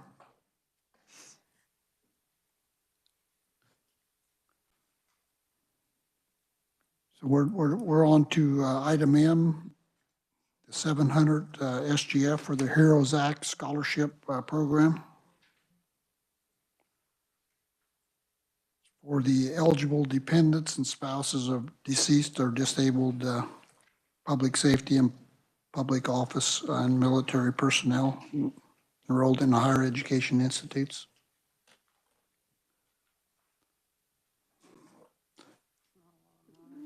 Is everyone okay with the 700,000? Senator Sykes? So is there another bill out there with funding for this? So I feel like we passed something in conference which it had military dependents and spouses included. I'm unsure if there was another bill, but this is also called the tuition waiver. So this is something the Board of Regents has had for a very long time. They're just asking for the request for remaining funding. Mr. Chairman, Senator Petty? I think there is a bill that we did pass that dealt with dependents as well. So I would say this is unnecessary.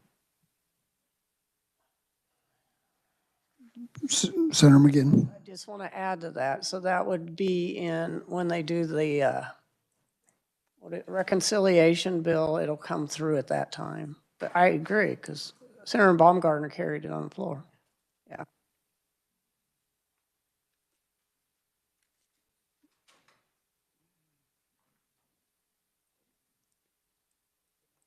David, do you know if they're, okay. Mr. Chair, Senator Sykes? I believe it's Senate Bill 123 has that in there, which would go into reconciliation.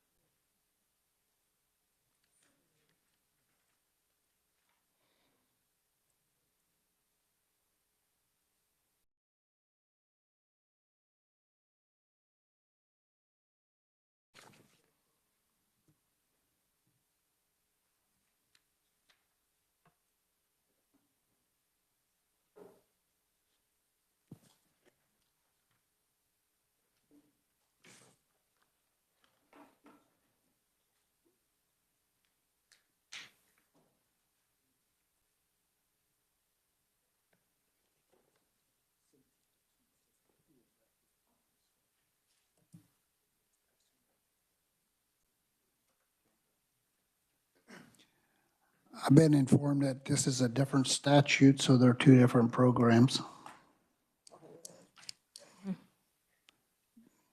He said this is under the HEROES Act, and the other was under a different act, and they're two different. Are we doing the same thing with them though, David?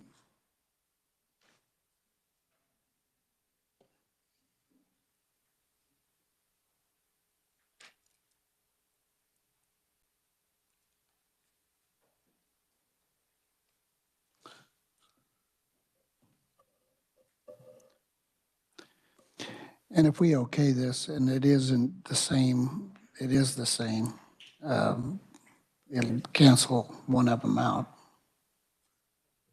Can I talk? Senator McGinn. But if it isn't the same, then we'll be funding two programs. So I'd just make a motion to pass over this item. Okay. Everyone okay if we pass over this? Okay, we'll just pass over this one. Okay, so we're going to move on to letter N, which is SB 123. This was signed into law by the governor. SB 123 contains contents of HB 2400, which would create the Kansas Adult Learner Grant Act. The agency estimates the administrative expenditures of 187,000 SGF for salaries and benefits, including 2 FTE positions. If you flip over to page 30, it'll continue. The bill will require an appropriation of the new Kansas Adult Learner Grant Fund and an SGF transfer of $1 million to the fund to award a maximum of $3,000 scholarships to approximately 166 students. And the Adult Learner Grant Act would sunset July 2028. And I just want to note, the agency estimates the bill will require funding of 177,000 SGF based on the Kansas Department of Education estimates for the current 3-year average CTE credentials received by the high school students. So that last part is just to note, the items above are what we're considering. So it required the transfer of $1 million. What's the will of the committee on this one? Everybody okay with that one?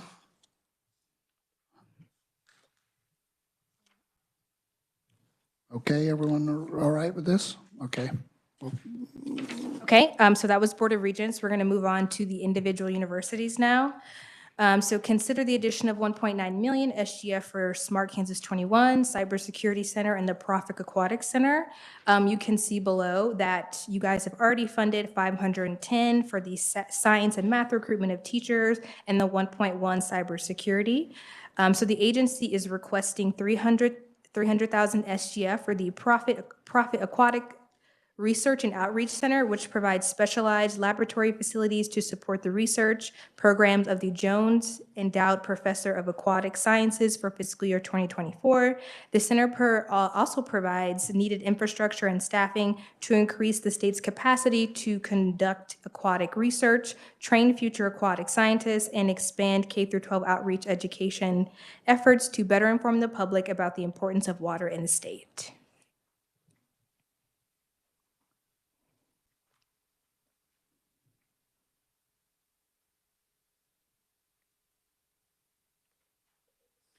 So Brianna, we're adding, the request is for 300,000 for the aquatic research. Are we also considering the addition of the 1.9? This is, that's the total. That's the total that's ready. So we're just adding. Most of it's been approved, so we're talking just the additional 300,000. Yes, sir. Okay. What's the will of the committee on this one? Add the additional 300,000.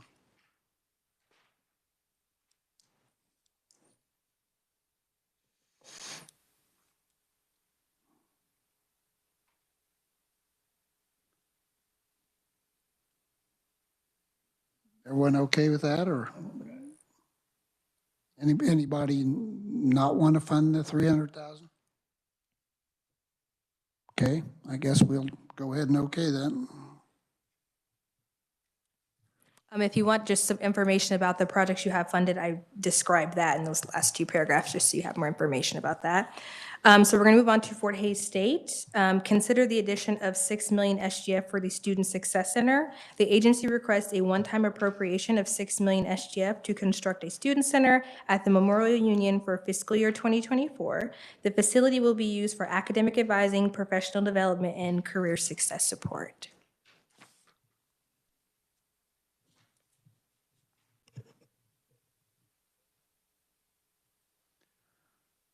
What's the committee's feelings on the 6 million for the Center of Student Success Center?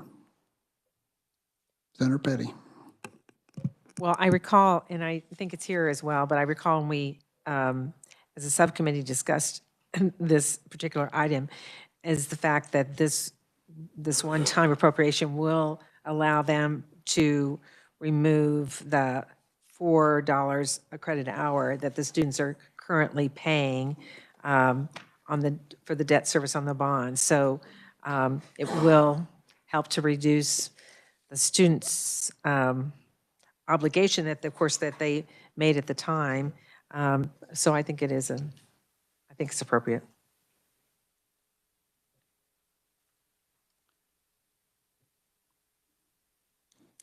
Everyone in agreement?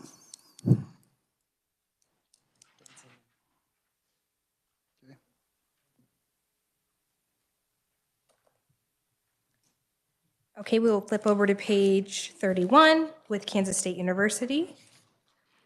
So consider the addition of 25 million SGF for the biomanufacturing program, KSU Ag Innovation Interdisciplinary Program, and K-State 105 initiative. So the conference committee funded 5 million for KSU ESARP for the K-State 105 already, and then they also funded the 5 million for the biomanufacturing training education program. So the two top ones will be the requests. The agency requests 5 million SGR for the Land Grant Promise Scholarship expansion offered to Pell Grant eligible students for tuition not covered through aid or other scholarships for fiscal year 2024.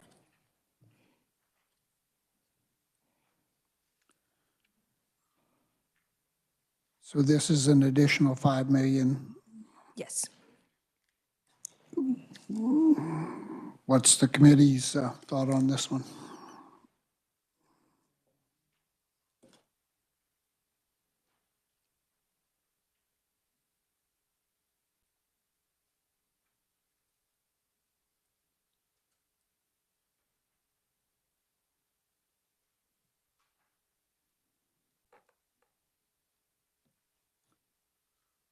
What's the feeling on the 5 million?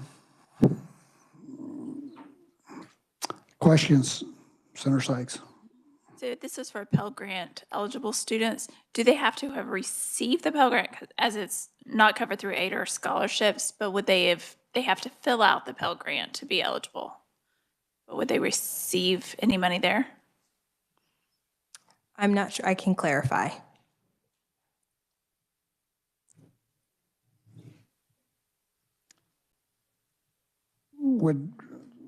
David, would you know on that one, whether they have to have a Pell Grant application or not?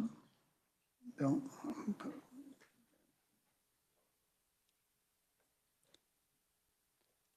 Senator McGinn. Does the House have this in? Is this a House position? Is that all? It's just all ours. Mm-hmm.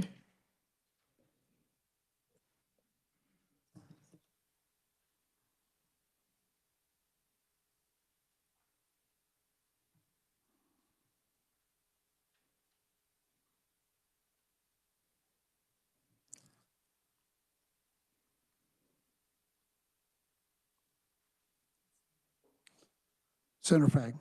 Thank you, Mr. Chairman. The Land Grant Promise Scholarship expansion. So when we say expansion, how much do they actually have now? What are we talking? Is this a new program? Is this an old program? I don't believe this is a new program. I think it's just a scholarship that's housed within K-State. So how much are we doing now when we say expansion? I think the expansion that they're referring to is the 5 million. I'm not, are you asking how many scholarships are within the university itself? Now. I mean, are they getting so much a year now for this program and they're expanding it? As it's saying 5 million expansion program. So I'm trying to get a feel of, is a program in existence now? Are we funding it now? Are we adding 5 million to it? The program is in existence now. Okay, so how much are we putting into it now annually? I can follow up on that.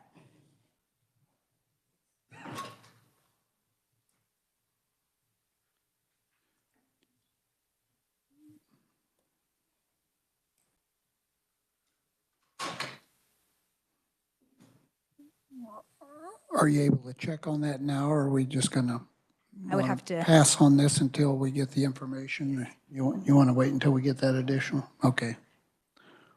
So we'll pass on that and get, see what the funding is currently and where this will put us.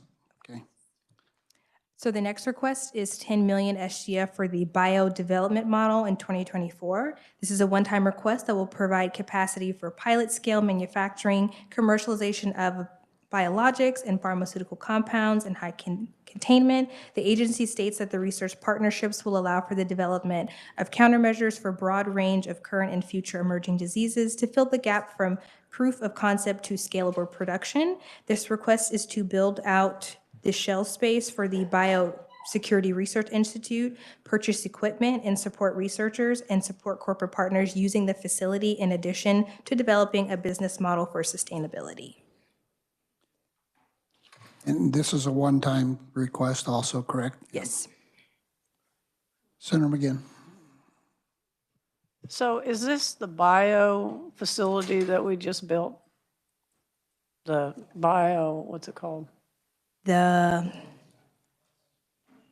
know what you're talking about. I don't believe these are the It's same. not that, okay.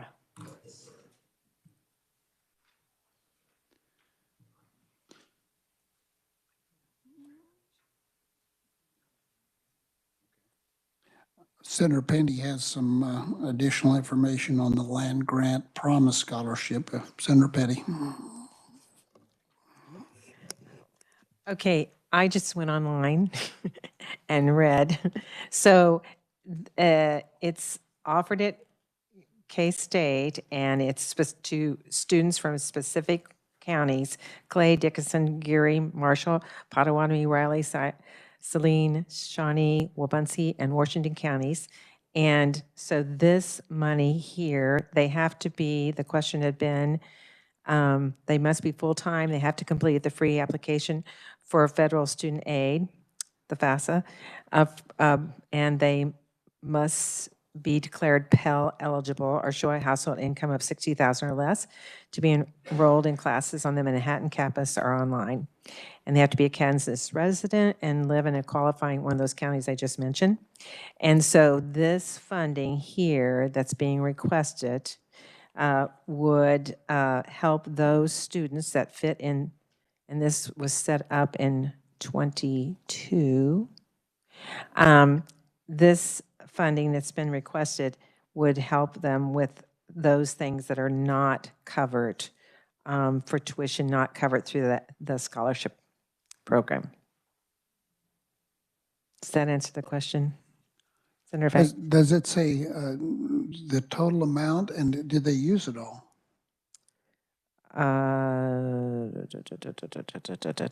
mean, they're asking for another There 5 must be million. I mean, someone if in this audience that can answer this question for me. I cannot say the total amount. It's a new grant program that was just put in place this last year. To help in those specific counties, to attract students from those, and to help low incomes. Well, as I just said, they had to be a household income of $60,000 or less to be eligible, and they have to be enrolled full-time, and they have to be from those. Why would it be limited to these few counties? 10. I know. Why would that be? I mean, why wouldn't every why county in did Kansas they- be eligible for? I think we probably just ought to continue to pass on this till we get more information. Senator McGinn. Yeah, I'd say not enough information, and I don't see us. All I'm seeing is new program, new program, new program, and then when things flip on our budget, then it'll be cut, cut, cut. So I'm not going to support this at this time. So we passed on the 5 million, and are you suggesting we pass on the 10 million also? Right. Okay. Okay.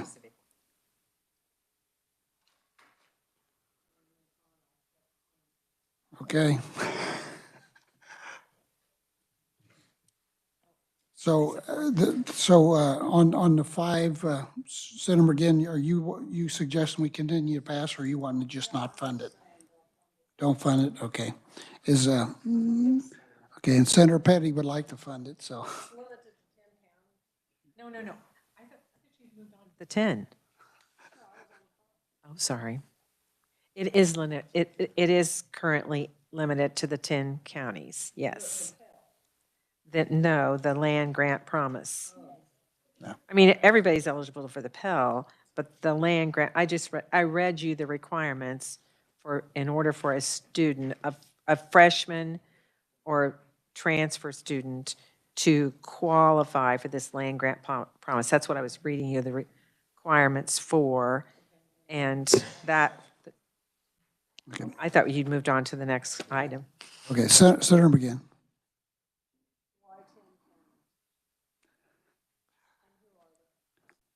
Do you know, Brianna?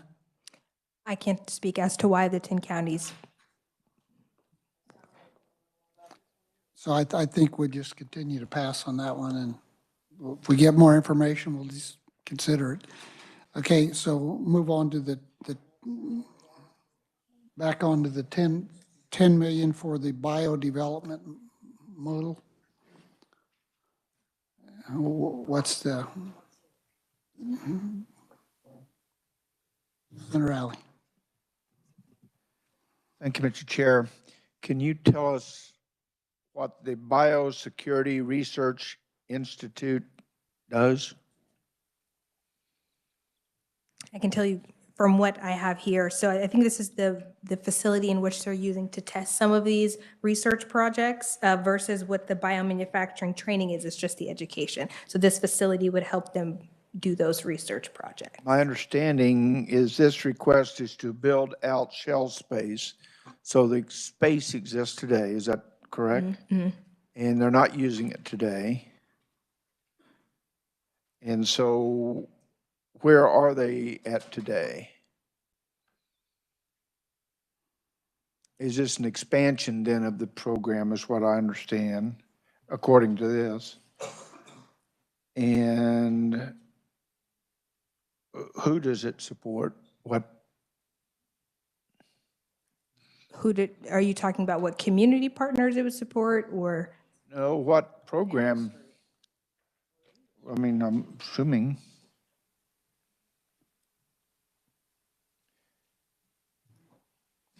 This is the research plan prior to.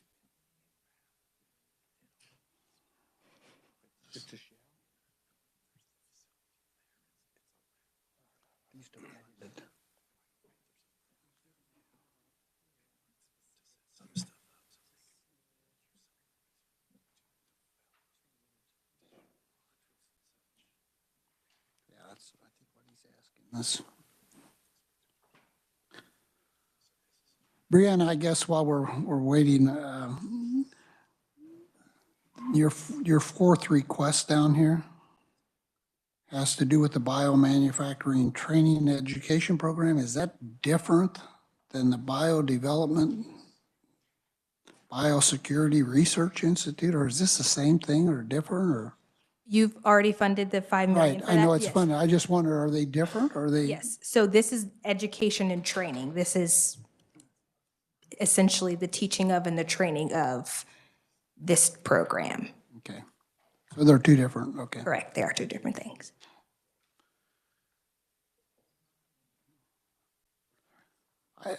Here again, I'm wondering if we shouldn't just pass on this 10 million till we figure out, answer a few more questions, figure out exactly where we're going. Senator Petty. Yeah, could you help, could you find out, I mean, I understand that we've already have the 5 million for the biomanufacturing training education program, but my question would be the bio development module.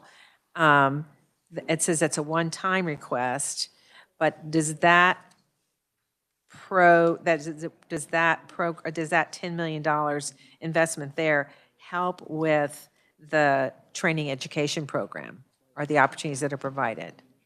I'll find out. Thank you.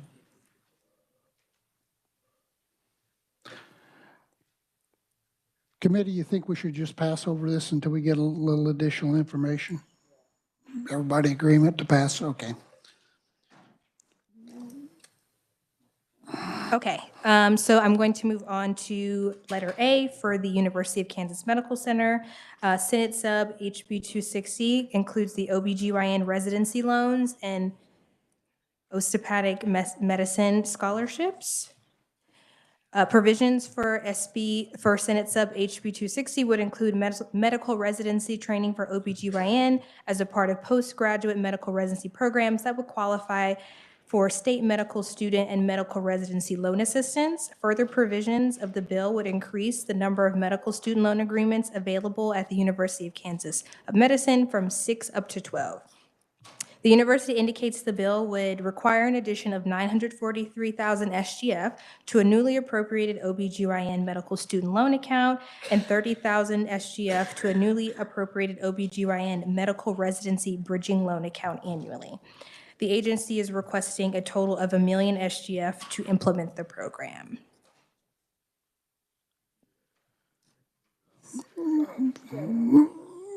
Senator Sykes. I would suggest passing over this. This has not passed the House, so I think it passed the Senate, but it would be through reconciliation, if I understand correctly. But the House has not voted on this bill. Senator McGinn.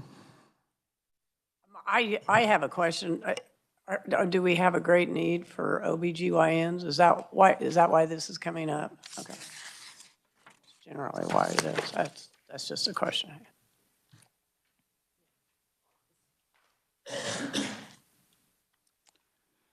So it's suggested that we pass on this and not do it at this time. Is everyone okay with pushing this off?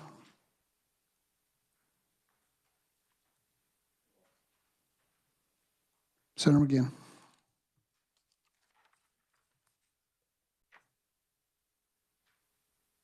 I'm trying to figure out who got to hear the testimony on this. So it did come to the Senate side. Okay. So Senator Sykes would like to talk. Senator Sykes. We passed this as a standalone bill, and then it got put into conference of 2060. It did pass the Senate, but the House did not take it up before we adjourned. So it's a policy bill, but it can run through as a money bill. Go ahead. Senator Petty. This actually did come through Public Health and Welfare, and I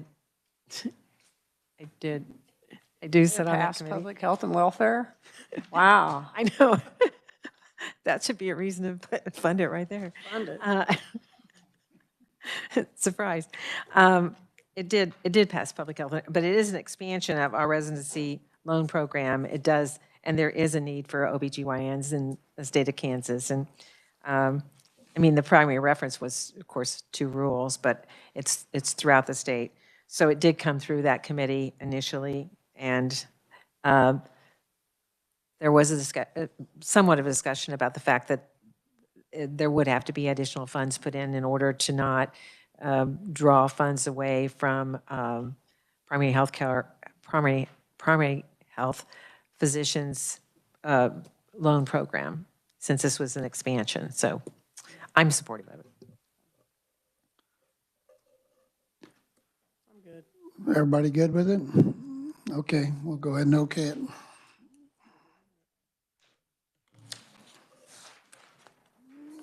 Okay, top of page 32 for Pittsburgh State. Consider the addition of 6 million SGF for the Pittsburgh State to support the NEMA Center, Center for Technologies, Global System for STEM, and National Center for Micropolitan Studies.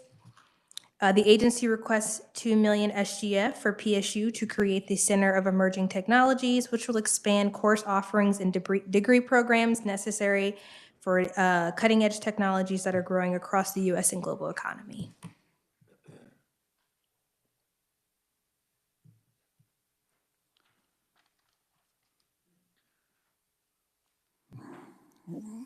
What's the feeling of the committee on this one?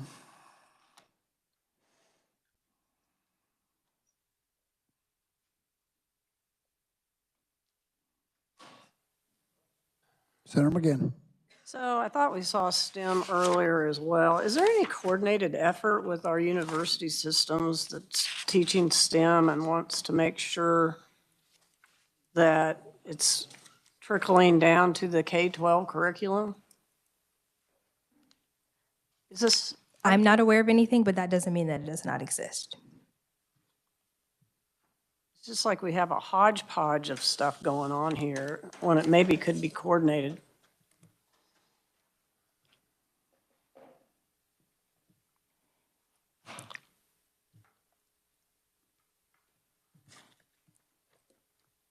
Does the committee want to look at this, you know, with the 2 million, 2 million, 2 million, or do you want to look at it as a 6 million?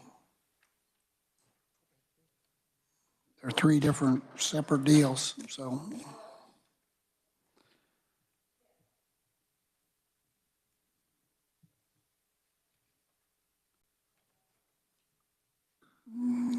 What's everyone thinking on this?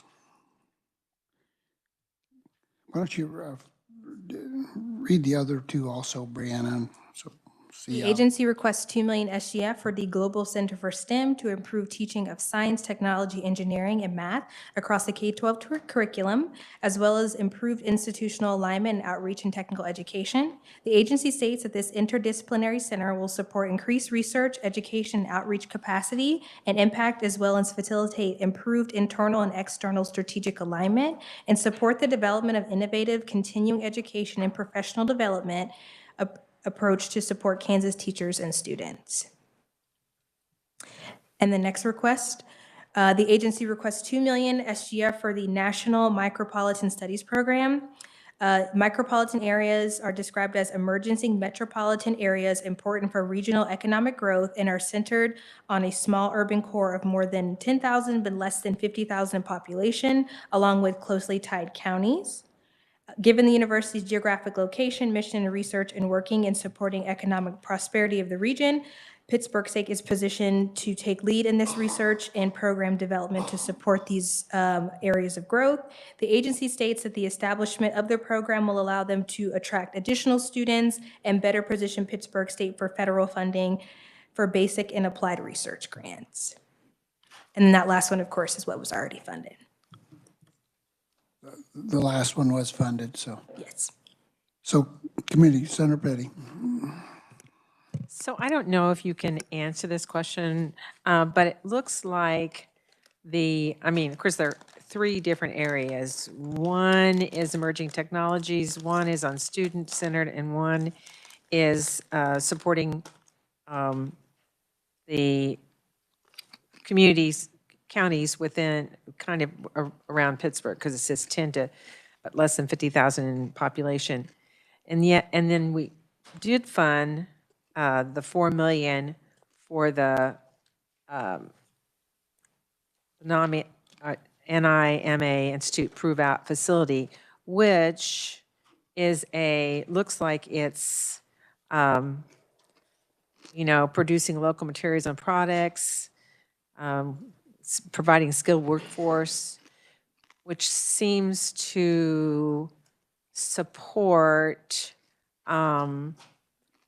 either both the Micropolitan Studies Program and the Emerging Technologies.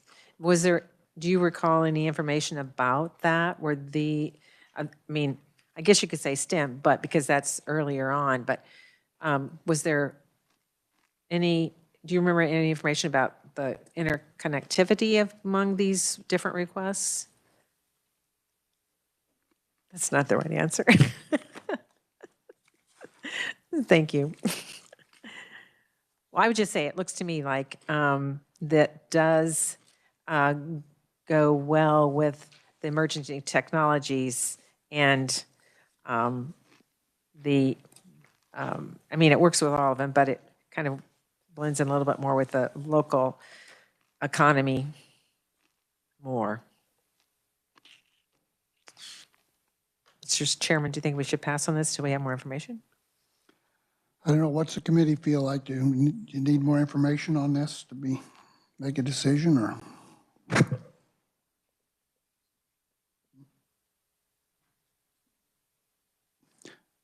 Suggested we pass over this so we get a little more information.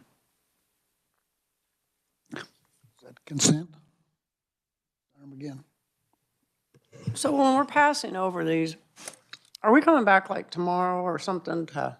We will come back tomorrow. all this Yes, we will come back tomorrow, yes. Okay.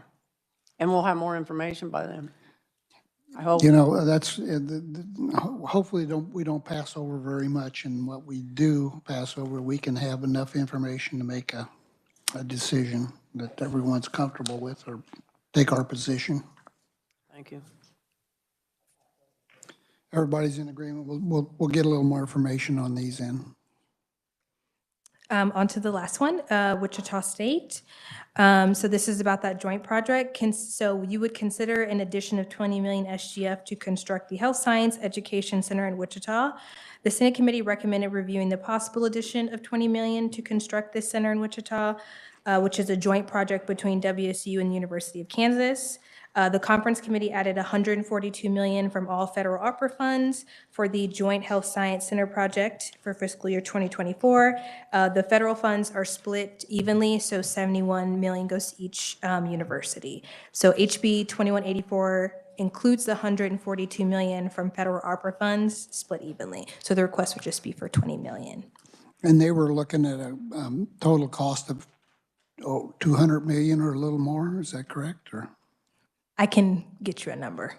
I don't want to tell you specifically. Okay, because I think that's why we were considering the additional 20. Senator Alley. Was this 20 just for Wichita State? It would be for both of them. So they jointly submitted a request for 10 million each. Oh, okay, But for total, it'd be 20 million. so it's 10 million for KU and WSU. Correct. Okay. Senator Fagg. Mr. Chairman, we've already got 142 million in this, so I'd be inclined we do this one. I mean, we got to finish it off, I would say. Everyone okay with putting the additional 20? Okay. Senator McGinn, you all right with 20? Okay. We'll okay that one. Okay, I have wrapped up higher education. We're going to move on to corrections. Thank you, Brianna. Next, we'll have Shirley with the Kansas Department of Corrections. Good afternoon, committee. On the top of page 33, HB 2184 had a line item veto of the Pathways to Purpose pilot program. That was a $1.4 million appropriation for a substance and treatment program. The governor believes that and supports substance treatment programs, but thought that this was not a competitive bid, that the way it was written would likely favor a single source. So that 1.4 million or 1.4 million was vetoed. So we really shouldn't do anything on this one either until we look at the vetoes. Everyone in agreement? Okay. The Senate committee wanted to review the deletion of the 9.6 million state general fund for the adult correctional officers to move into the Kansas Police and Firemen's Retirement System. This amount was deleted in conference, and there has been no legislation for this action to occur that has passed. So without legislation, we really don't need to do anything with this, correct? Correct. Committee okay with that? GBA 1, item 13, and GBA 1, item 14, I believe, have already been approved by this committee. Okay. For the Kansas Sentencing Commission, there is a Senate sub for House Bill 2010, which is currently in conference for drug abuse treatment. The Sentencing Commission believes that enactment of this bill could increase the number of SB 123 drug treatment offenders and would like $1.8 million state general fund based on the average cost of treatment per offender.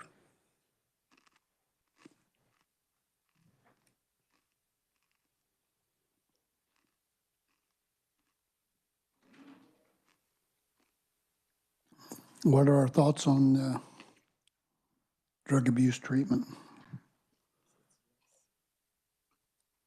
Is everyone okay with this? Okay. Okay.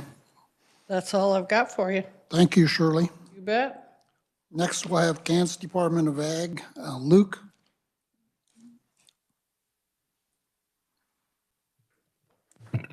Good afternoon, Mr. Chairman, members of the committee. My name is Luke Drury with Legislative Research.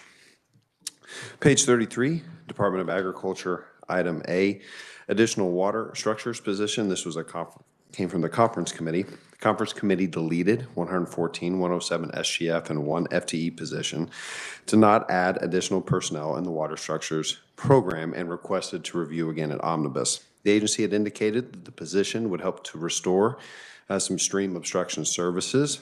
And this item was originally part of an agency enhancement request that also included giving some salary increases to certain employees within the program. And those items were discussed by Stephen a little bit earlier today. So then the action item on this particular deal would be to whether or not to include the funding or to leave it out. As of right now, it is not included.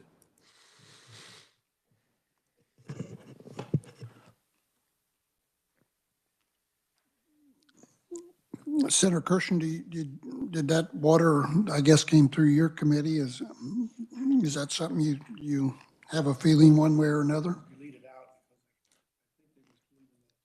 The plan would pick these up later on as it went progressed, but then we would need that position. But I would keep it restored until we get started on. So you think we should okay this? Okay. Senator McGinn. Yeah, no, I'm good. This has to do with the dam restorations, and we need to move forward with that, so. Committee's okay. Item number, letter B, additional water management positions, again, similar to item A. The conference committee deleted 202,519 SGF and 2 FTE positions to not add an additional personnel for the water management program, and then requested to review at omnibus. The agency had indicated that the funding for these particular positions would help to enhance available public information and record sharing capabilities.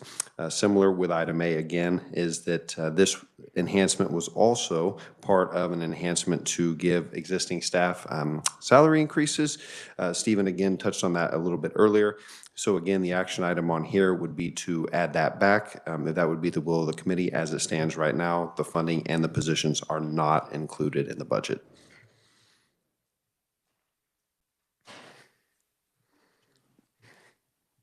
Senator Kirshen? That one needs support. Okay. Is everyone okay with adding that in? Okay. Moving on to page number 34. Item C, again, this is the same as the first two that we just discussed. This one is for water appropriations and positions. The conference committee deleted 158,471 SGF and 2 FTE positions to not add additional personnel for the water appropriations program. The agency had indicated that the positions would help to reduce processing times for water right applications. Again, this item was part of a larger enhancement request to give existing staff salary increases as well, and that was discussed under the state employee pay section of the memorandum. So the action item here would be to add that money back in and FTE positions back in. As it currently stands, the funding and the positions are not included in the budget.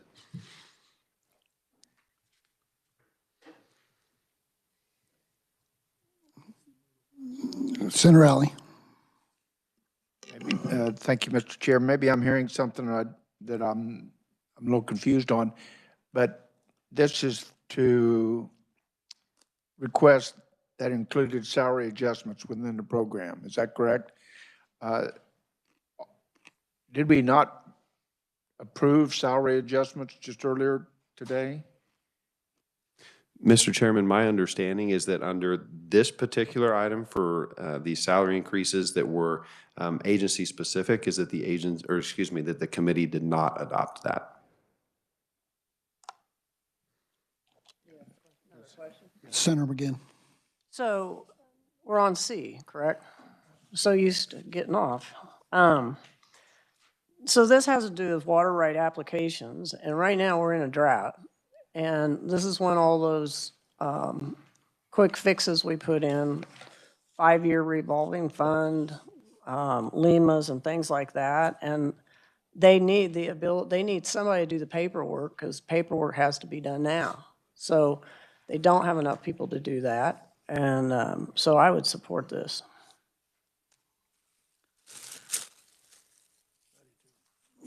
Senator Kirshen? You support, okay. Anybody that doesn't want to fund this? Seeing none, okay. Mr. Chairman, the next 3 items on the memo here were House Committee recommendations. Would you like me to go through those or move on to Wildlife and Parks? I think we might as well hear about them, and we really don't have to do anything, but we'll know what we're talking when we get to conference, if you don't mind. Item number D, letter D, additional water management grant position. This was a House Committee recommendation. The House Committee requested to review and omnibus the agency's enhancement request totaling $100,000 from the general fund and 1 FTE position for the water management grant program. The agency had indicated that the position would help to manage incoming federal funds from the Infrastructure Investment and Jobs Act, and this would help to ensure that the agency is utilizing all available funding opportunities. Item letter E, additional conservation grant position, again, a House Committee recommendation. The House Committee requested to review at omnibus the agency's enhancement request totaling $100,000 from the SGF and 1 FTE position for the conservation grant program. The agency had indicated that the Infrastructure Investment and Jobs Act will make more funding available to the states. However, currently, the agency has noted little capacity to devote time and management towards those federal awards, and they indicate that hiring a grants manager would help to increase that capacity. Item F, extending funding for the agricultural marketing position and restore operational funding, again from the House Committee. The House Committee requested to review at omnibus the agency's enhancement request totaling $355,760 SGF and 1 FTE position to extend a grant-funded position and to restore support for professional and contractual services. Of that amount, $100,760 would go to support 1 FTE that the agency currently is indicating that is grant funded. This would then ensure that once that federal grant extends or is done, then that position would have funding attached to it. The request also would restore a 10% reduction that was applied to the program in FY 2022. Moving on then to the Department of Wildlife and Parks. Item A, HB 2184. This was the Kansas Kids Lifetime Combination Hunting and Fishing License. This was the line item veto. The governor line item vetoed language making all children I should note that this would be Kansas resident children up to 15 years of age eligible for the Kansas Kids Lifetime Combination Hunting and Fishing License for FY 2024. The governor had stated that last year she had signed the bipartisan bill HB 2456, which created the licenses for youth between the ages of birth and 7 years. She further stated that if the legislature would like to pass this type of funding allowance, that the legislature should work with the Department of Wildlife and Parks to ensure that the measure increases outdoor activities while also supporting the long-term financial viability of the agency responsible for encouraging those outdoor activities. I don't believe that there is any action that the committee needs to take at this point for a veto override of this particular item. This would be something that would come up at a later time. Yes, please proceed. Item B, House Bill 2196. Stephen had mentioned this a little bit earlier during the CAPER section. This is the KPNF affiliation and drop expansion. This is current law. Among other provisions of 2196, it would authorize the affiliation of certain persons employed by the Department of Wildlife and Parks over to the KPNF system starting on July 1, 2023. The Department of Wildlife and Parks estimates that expenditure limitations would need to be increased by just a little over $1 million in FY 2024 across several agency fee funds. So of note, no SGF. This would be primarily the agency's Wildlife Fee Fund and Parks Fee Fund, along with some others, in order to meet the employer contributions for those newly eligible KP&F members. Additionally, the Department of Wildlife and Parks estimates a one-time payment of $2.7 million to be paid to the CAPER system to offset the loss of contributing members. As discussed a little bit earlier during the joint meeting and others, that could have been made in a 20-year installment or in payments of 1 or 2 years. This item then would be directly related to item D, that GBA. That GBA would be related to the first payment of what will be 2 for those legacy actuarials for CAPERS. For this particular item for B, the point or the decision point would be to allow expenditure limitations across agency fee and federal funds to increase by that $1 million to allow for them to pay for additional employer contributions in 2024 for those new folks over to KPNF. So we need to go ahead and approve to allow them to increase their by $1,560,000, correct? That would be Fiscal year correct. 24. That would be correct, Mr. Chair. Committee okay with doing that? Everybody, anyone opposed? Senator Petty? So so are we approving them paying that 2.7 million over 2 fiscal years? Is that correct? Mr. Chair, to answer the question, that would actually be 2 different kind of items in this. The first point is that $1,005,060 for expenditure limitation increases for 2024. That would pay for the employer contributions to KPNF. That second item there is related to the legacy actuarial liability. So that's actually a separate item, as indicated in the governor's budget amendment. That total would be that 2.7. That was included and approved by this committee earlier to have that first payment be in 2024. And then the governor did indicate that in 2025 budget, there will be an expenditure related for this particular item, and then that will be taken care of. So they were included, Wildlife and Park was included under the one that we talked about earlier that included KPNF? Mr. Chairman, Senator, correct. Thank you. Mr. Chairman. Senator McGinn. So I guess I don't understand this. On this page, it says that this is law, and then you read it all. And then I thought I heard you say we need to take action, and I don't think we do. Mr. Chair, Senator, law as in that the governor did sign this bill to move those law enforcement officers from Wildlife and Parks over to KPNF.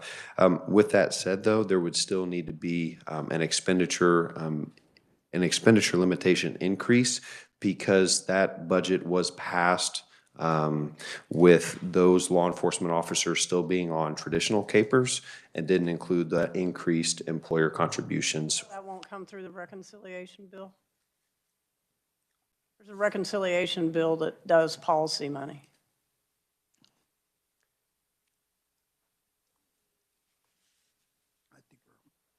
Yeah, Mr. Chairman, Merle Riedel, Legislative Research. Sorry. I think the reconciliation bill typically reconciles policy issues, but it's not an appropriations bill, so it would not actually be appropriating the additional funds needed for the employer contribution on that. Okay, I don't see a request on this that we need to take action. I see that it says law, and then it just tells what the preference to make the $2.7 million payment. It doesn't request any money. I believe it says, the expenditures has limitations that would need us to increase by 1,005,060 total for fiscal year '24. I think that's all we're doing I think we're letting them go above a limit. Is that correct? Mr. Chairman, that would be correct. Senator Alley. So, Thank you, Mr. Chair, but if you read the rest of the sentence, it says across several agency fee and federal funds. So there's no SGF that we have to make. No, it's all fees, right? But I thought somewhere along the line they're limited in the amount they can go up to. And all we're doing is letting them go up to the 1,560,000. Mr. Chairman. Right? Yes, Mr. Chairman, I just say that as Luke indicates, there's an amount in the appropriations bill that limits the agency to a certain amount. So to authorize them to expend those additional funds, whether it's special revenue funds or not, they would need to increase that amount. So that's what this committee is being asked to consider, increasing the authorized amount that they can expend.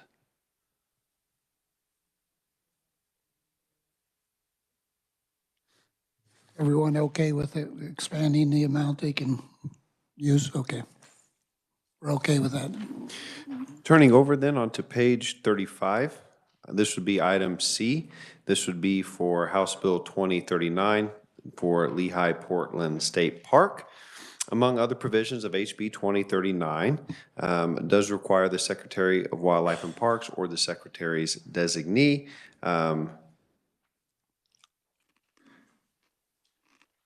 designee to issue a free permanent hunting and fishing license to any person residing in the state upon providing proof to the Secretary that such person is a disabled veteran. And the bill also designates the Lehigh Portland Trails in Allen County as the Lehigh Portland State Park. The Department of Wildlife and Parks is estimating that for FY 2024, they will have expenditures of about $50,000 that would be needed relating to title work, surveying the 14 parcels of the Lehigh Portland property, and performing a Phase 1 environmental site assessment and closing costs. The agency has requested the entire project amount from federal funds that were provided through the State Park Revitalization and Investment in Notable Tourism. That would be the SPRINT grant that is offered by the Department of Commerce. If approved, those funds would pay for the entire project cost. I would note at this particular time, the piece regarding the disabled veterans is currently already what Wildlife and Parks is doing. They do receive EDIF, Economics Development Initiative Fund, from the state as a way to help offset those hunting and fishing licenses for disabled veterans. And then in addition to that, we still don't know, or the agency hasn't heard from the Department of Commerce on whether or not the application has been approved, but for the Lehigh Parks, but they do estimate just $50,000 for FY 2024 for that particular item. So really at this point, there is nothing that this committee needs to do on item number C in regard to spending increases or anything at this point. Questions, Senator Fagg? Thank you, Mr. Chairman. Performing a Phase 1 environmental site assessment. I thought that had already been done by the people that owned it. Is that something that hasn't been done? And let's say that Phase 1 comes up with something serious there. Do we still take title to that? Mr. Chairman, Senator, in talking with the department, that work would still need to be done. I'm uncertain. I can't speak to what would happen should the reports come back on that saying whatever's going on. I can't speak to what would happen at that point. But in speaking with the department, is that there is still some initial phases for FY 2024 that would need to be completed. Senator Fagg. Thank you, Mr. Chairman. So when does the deed actually go over to the state of Kansas? Would that be before or after that Phase 1? Mr. Chairman, Senator, I can't speak to that at this time. Let me follow up with the agency, and I'll get back with you. Senator Petty. I know you said that we didn't have to do anything right now, but we had another item earlier that was, they were going for federal funds, and we just approved it so that if timing-wise, so there's not a timing issue here with the 50,000 as there was prior. I'm just wondering if we need to just say yes, and then if they get the federal funds, then we don't have to worry about it coming out of the budget. Otherwise, it's already approved. Mr. Chair, Senator, to answer the question, the 50,000 would just be for the FY 2024 expenditures. That is not what the all-in cost of this will be. The agency has indicated that the all-in cost could be anywhere between $5 to $9 million, depending upon some of that would be for a master plan to identify what sort of services wants to be offered at the park. You know, that is to say what sort of trails would need to be developed or what are some of the things they could do. So this is just really to get that ball rolling. And in speaking with the agency, that's just the first piece. But no, to answer your question, I do not believe that in 2024, that $50,000 without a wildlife fee fund or some other fee fund, they'll be okay. And I'll follow up as well. So I'll follow up with the agency on when the state will get the deed for the land, and I'll follow up with them as well on that item. Any other questions? Seeing none, please proceed. And then item D is that governor's budget amendment, item number 1, for that KPNF unfunded liability payment. Again, that was approved or adopted by this committee. Moving on, still on page 35, is the Kansas Water Office, item A. Senate sub for HB 2302. This is the Kansas Water Plan funding. Senate sub for HB 2302 establishes funding for the State Water Plan Fund and in water infrastructure projects, creates the Water Technical Assistance Fund, the Water Projects Grant Fund, and authorizes the Kansas Water Office to provide those grants. The bill requires transfers totaling $35 million from the general fund to the Water Plan Fund for FY 2024. Of that $35 million, $5 million would then be transferred to the Assistance Fund. $12 million would then be transferred to the Grant Fund. In order for expenditures to be made from these funds, they will be administered by the Water Office. In order for the expenditures to be made, they will need to be included in an act of appropriation. In addition to this, the Water Office does estimate that to fulfill the requirements of the bill, they estimate expenditures totaling $500,000 from the Water Plan Fund. They request a new line item appropriation be created for the agency in that amount. of the 500,000 for the water office is estimating that 200,000 of that would be for salaries and wages, and 300,000 of that would be to contract with outside counsel to help develop rules and regulations relating to the bill. So for this particular item, the decision points would be to include those two new funds, the assistance fund and the grant fund, into an act of appropriation. And then in addition to that, the $500,000 from the state water plan fund to fulfill different requirements of the bill. Senator McGinn. Thank you, Mr. Chairman. I do have the language for the revisers to have the appropriation authority that is requested in this. And I'd be happy to go get a copy for everybody so they can read it if they'd like, and I'll go do that now. But if you want to talk about the second part, I'll get this copied. Okay, just, All right, there's a but copy. it does exactly what they need. Senator Alley. Thank you, Mr. Chair. If my math is correct, that's 17 million. Where's the other 18 million?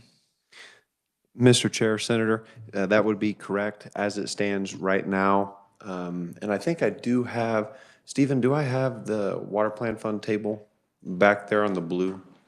So we'll pass that out, but that's a good question, Senator. There would be an additional 18.9, I believe it is, million worth of unencumbered or unappropriated balances in the state water plan fund for FY 2024.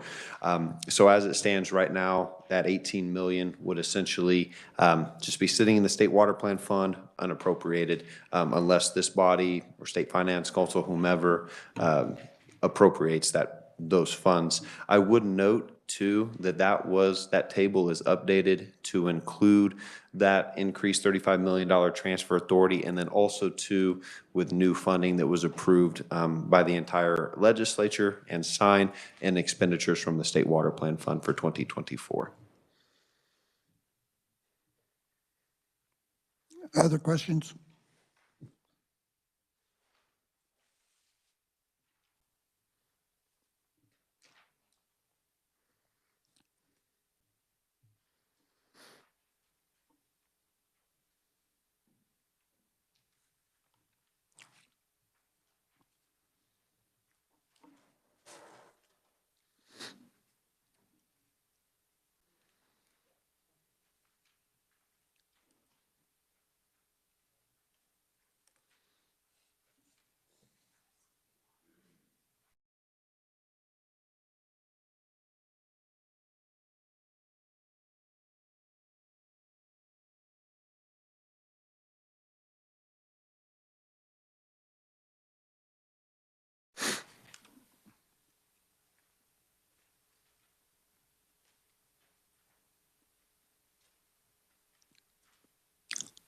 Senator McGinn, would you like to speak about it? Again, it's back to what the request was, giving them the authority to use the money, and they need to be so the revisers will have to take this language and make it their language. And So you want to make a I'll motion? make a motion to approve this language for appropriations.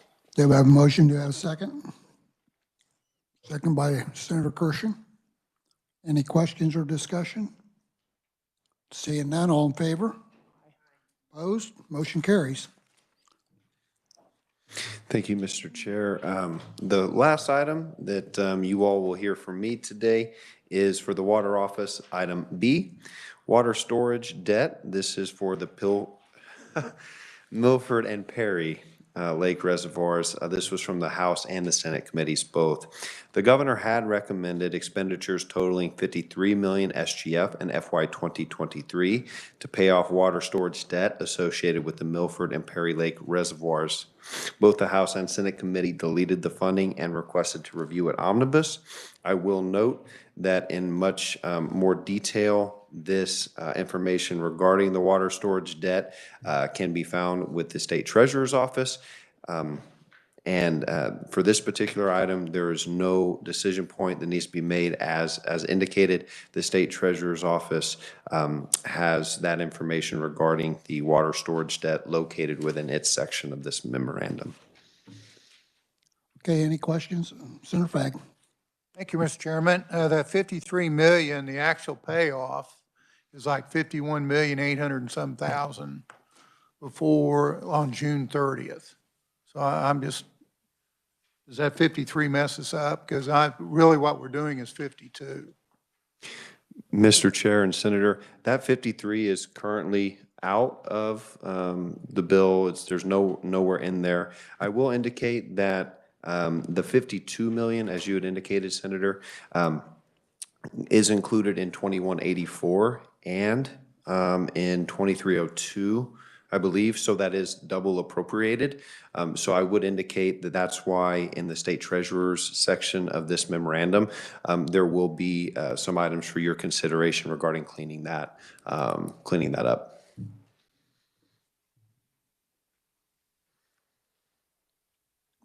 Any other questions? If not, please proceed. Thank you, Mr. Chair. That will actually be it for me. I will turn it over to Merle, who will go over Adjutant General. The GBA, we did okay, so that's on Merle's, okay. Good afternoon, Mr. Chairman, members of the committee. My name is Merle with Legislative Research. We are on page 36 of the off-white color. Item is Adjutant General's Department. That was a GBA item that this committee has previously adopted earlier today. So I can move right on to the Kansas Department of Transportation if you like, Mr. Chairman. Yes, please. All right, again on page 36 under the Department of Transportation, looking at item A, which was Senate Bill 49 related to light mitigating technology systems on wind turbines. This bill was passed and signed by the governor. It is law. Senate Bill 49 requires the installation of light mitigating technology systems in new and existing wind turbines upon approval by a Federal Aviation Administration. The bill requires that any vendor approved by the FFA for lighting system installation to provide the Kansas Department of Transportation with notice of progress. The agency requests an increase of $108,000, all from the State Highway Fund, and 2 FTE Public Service Administrator positions for the Aviation Division to manage the lighting systems filings for FY 2024. So that amount includes $100,000 for salaries and wages and $8,000 for operating expenses. These positions would process vendor notices of progress, including notices filed every 3 months regarding delayed installation, and address inquiries from local governments and from the citizens. So, Mr. Chairman, the action item there would be to add $108,000 to administer this aspect. Senator Fagg. Okay. Everyone okay with this one? Okay, we're okay, Merle. All right, moving on to item B, House Bill or HB 2335, Rail Service Improvement Fund. This was signed by the governor and is law. House Bill 2335 increases the amount transferred from the State Highway Fund to the Rail Service Improvement Fund from $5 million to $10 million annually starting in FY 2024. This fund provides grants and assistance to qualified entities for the purpose of acquiring or rehabilitating railroad and rolling stock. The bill will add track maintenance to the list of allowable purposes, include short-line railroads under the definition of qualified entities, and require expenditures from the fund of not less than $10 million annually starting in FY 2023. So the agency is requesting an increase in expenditures of $5 million, all from the Rail Service Improvement Fund, essentially to align with the provisions of House Bill 2335 for FY 2024. So this adjustment would provide a total of $10.6 million from the fund in FY 2024, which would achieve the bill's provision requiring not less than $10 million in expenditures. Everyone okay with this one? Anyone not okay with it? Okay, we're okay, thanks. All right, moving on to item C, House Bill 2298, highway designations. That says governor. As of this morning, that is now law. The governor has signed that bill. House Bill 2298 would designate a portion of US 69 in Crawford County as the Officer Donald Burton Gamblin Jr. Memorial Highway and a portion of I-435 in Johnson County as the Robert Lesson Memorial Highway. The agency requests an increase totaling $20,640, all from the State Highway Fund for FY 2024 to manufacture and install the required signs designating these highways. So the action item there, Mr. Chairman, would be to add the $20,640. Senator Alley. Thank you, Mr. Chair. Previously, the persons requesting the naming of the highway paid for the signage. Why is this now part of the state's obligation? So that is still part of the bill. The requirement is that people requesting the highway have to contribute a certain amount. I think the amount is somewhere around $5,000. So the parties that requested the sign have to provide a gift or a donation in that amount, and that is still a requirement. Those entities will still provide that, but the expenditures for the installation and manufacturing of the sign does come from the State Highway Fund. Thank you for that clarification. Any other questions? Everyone okay with this one? Okay. All right, moving on to the Kansas Bureau of Investigation. I'm on page 37, looking at letter A, House Sub for SB 116, elimination of concealed carry license fees. This was signed by the governor and is law. Among other provisions, House Sub for SB 116 removes a $100 issuance fee and a $25 renewal fee paid to the Attorney General by persons seeking a concealed carry firearm license. Pursuant to KSA 75 7C13, a portion of the revenue from these fees above what is necessary by the AG to operate the concealed carry licensing unit is transferred to the Forensic Laboratory Fee Fund at KBI annually. This transfer supports laboratory services provided to local law enforcement agencies, such as DNA, toxicology, and ballistics analysis. KBI requests the addition of 160,069 SGF for the Forensic Laboratory Program for FY 2024 to offset the decreased revenue resulting from elimination of the fee. So the funding would primarily support salaries and wages expenditures for existing forensic scientist positions. So, Mr. Chairman, the action item for the committee is to consider the addition of 160,000 SGF. What's the thoughts of the committee? Everyone good with this one? Anyone that doesn't like this one? Everyone's all right? Okay, thank you. All right, moving on to item B, Senate Sub for House Bill 2010, jailhouse witness testimony. I will note this is still in conference. This has not been adopted by both chambers or sent to the governor. Among other provisions, Senate Sub for HB 2010 would require the prosecuting attorney to transmit records to the KBI regarding cases in which jailhouse witness testimony was utilized in criminal prosecution. The bill would require KBI to maintain a confidential statewide database of such information.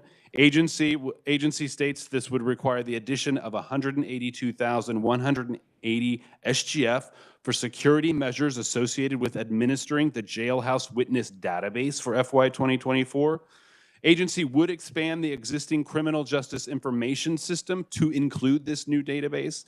So the expenditures would include $165,000 for software licensing, $12,410 for the staff training and installation, and $4,770 for system maintenance. So the action item for the committee is to consider the addition of $182,180, knowing that this item is still in conference committee, Mr. Chairman. So we're okay in the funding, and if it doesn't come out of conference committee, it's just mute, right? So the committee could add the funding, and we could add language making it contingent upon passage of that bill, if that's what the committee would like. What's the committee think? That's what you want to do? Senator Alley. Chairman, I would like a motion that says funding contingent upon passage of the 210. Everyone good with that? Okay.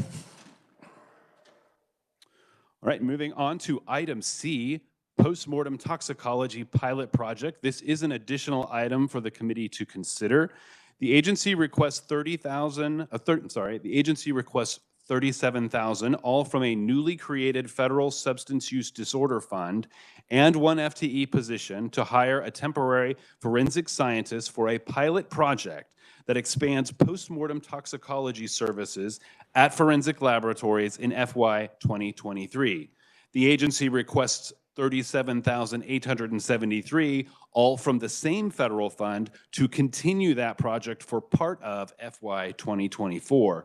This project is a collaborative effort utilizing federal funding provided through the Kansas Department of Health and Environment to monitor substances such as fentanyl and other opioids in cases that exhibit unintentional drug overdose. KDHE states this pilot project would provide a better understanding of the drug crisis in Kansas by collecting data on overdose mortality. KBI states such data would shape public awareness campaigns and support criminal prosecution.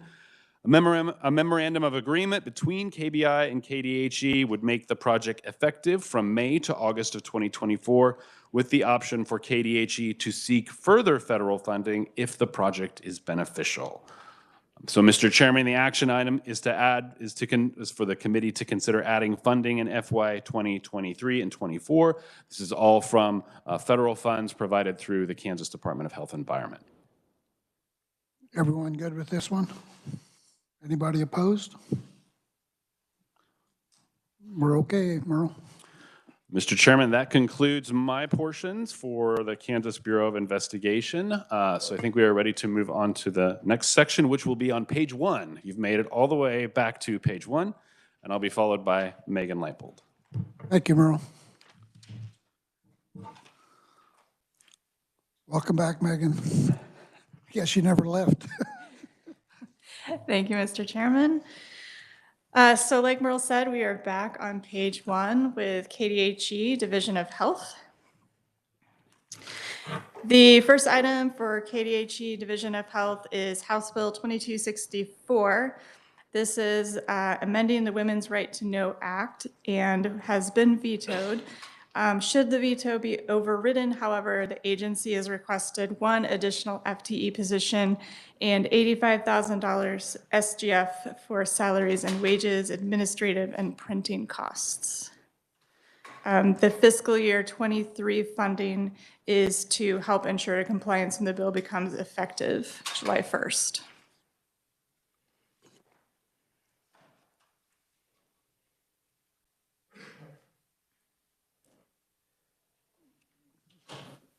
So Megan, do we need to do anything on this?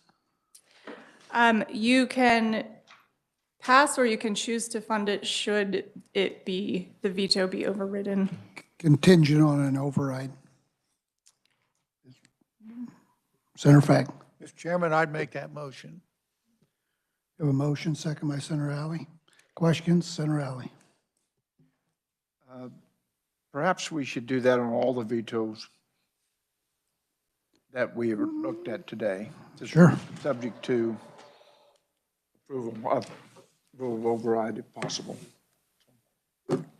Would that be okay? Just make that a blanket motion that we look at all vetoes and any that are overridden that we fund them? I think Does it that largely work, depends Megan, on or? the timing of the budget bill and when the vetoes occur. So if it's funded in the budget bill and then the veto is not overridden, then the funding would be in the bill, but it wouldn't be used. I think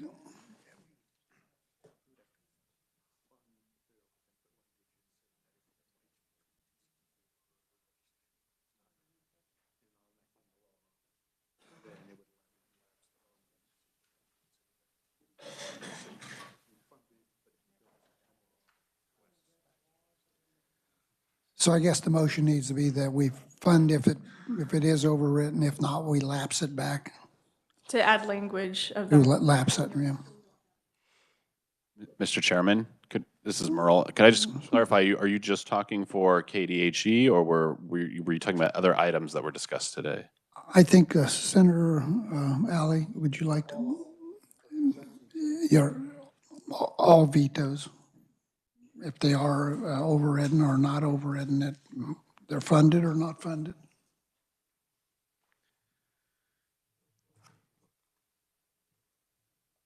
Everyone okay with that? We had a motion, a second. All in favor? Opposed?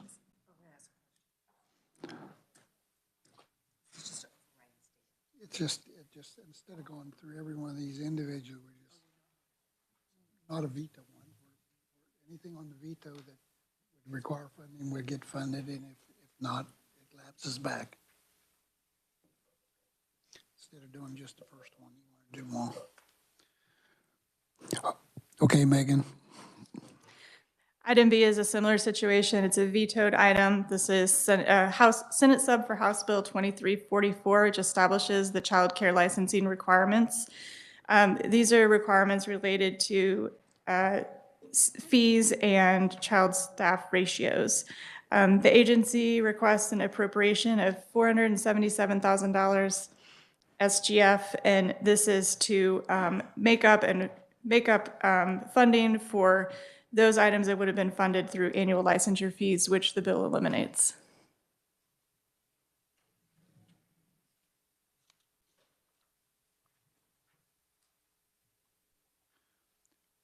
Okay, now this is another one that was vetoed, correct? So we don't need to do anything. We've done that already. Okay. So fund it with the language. Right. Okay. Okay.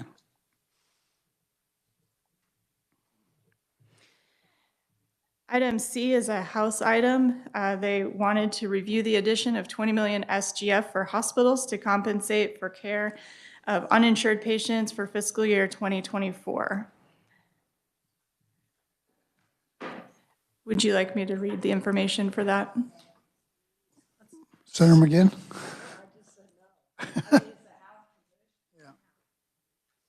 Were everyone okay with just not messing with it? Okay. I already know it. Oh, Senator Alley. Otherwise, we could just pass Medicaid expansion, and then we really solve the problem all the way.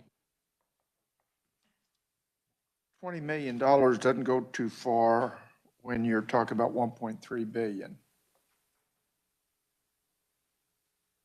It's a House position. Right. So we're just not going to do anything on it. Everybody okay? That's the 1.3. Okay. That's what Medicaid.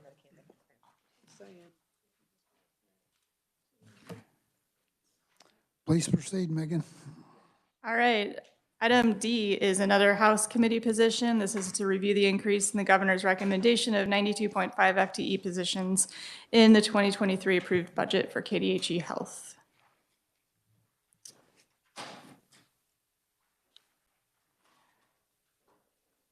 Would you like me to keep going to item E? I believe so, yes. Item E is a conference committee item. This is to consider the addition of $9 million to issue a request for proposal to select a vendor to provide continuous monitoring eligibility data for KDHE Health. The conference committee in House Bill 2184 discussed appropriating the Continuous Monitoring Data Assets Fund. This including the addition of 9 million SGF and adding language to require KDHE to issue a request for proposal for a system to continuously monitor data from third-party providers. This would be data points such as eligibility, or that would impact eligibility for Medicaid, such as address, incarceration, employment, and income status. KDHE reports that it does currently monitor each of those data points, but it does not do so on a continuous basis. There's some information about the contracts that KDHE has currently to provide this information. The agency estimates that their current annual expenditures for the eligibility data sources is $6.6 million all funds. This item was not included in House Bill 2184. And it's another one we really don't have to do anything at this point in time, correct? This was an item that was brought up in conference committee for the appropriations bill.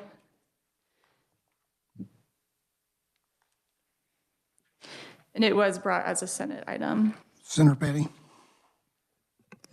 And I can't remember for sure, but when you talked about the, what KDHE reported about the how they're currently contracting. So was this an additional $9 million to go after a continuous monitoring contract with a vendor over and above the other contracts that they already have that cost currently $6.6 million? Or was this a replacement? Because I know this didn't come through, if I'm correct, this didn't come through legislatively. It's not a bill, it was just brought forward. And Right. This came up for the first time in the House Bill 2184 Conference Committee. I believe the idea is to put out an RFP for a vendor to provide this information on a continuous basis. So right now, KDHE is able to access this information when it's needed, but it's not coming in on a continuous basis throughout the eligibility period of an individual.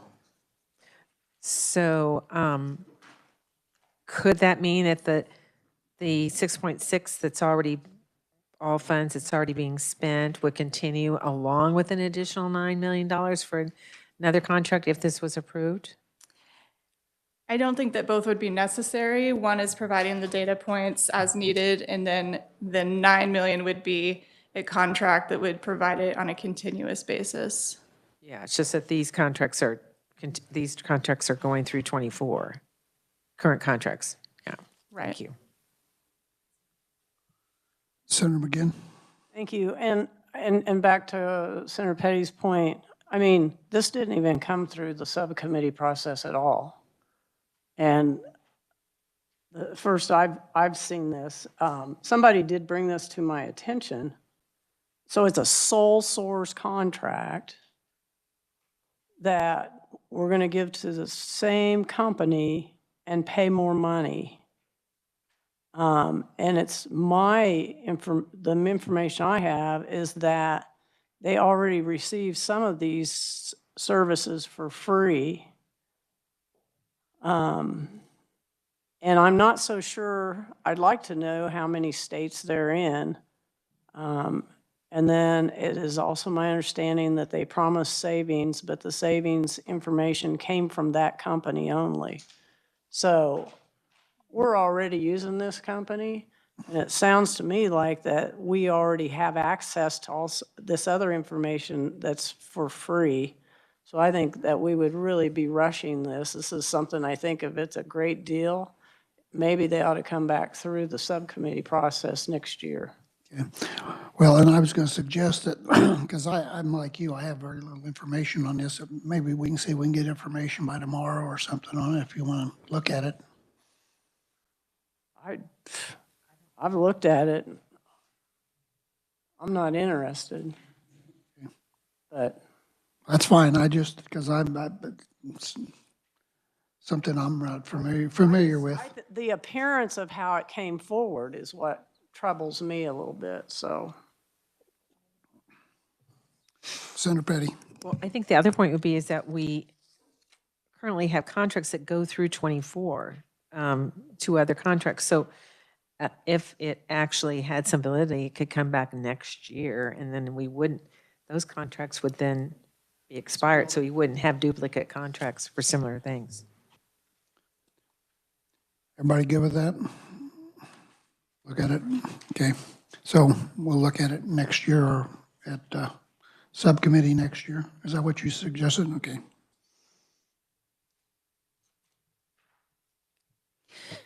All right, the next item, F, is House Bill 2024. This is the Child Abuse Review and Evaluation, or CARE program. This bill has been signed by the governor. This creates statutory provisions for the CARE program, which currently exists within KDHE. This is a program that requires providers to perform reviews and evaluations on children that have been abused or neglected or suspected of abuse or neglect. And then they provide training for those providers. The agency says that the program is already funded. However, they request an additional 2.0 FTE positions and salary wages expenditures of $117,000 to carry out the requirements of the bill.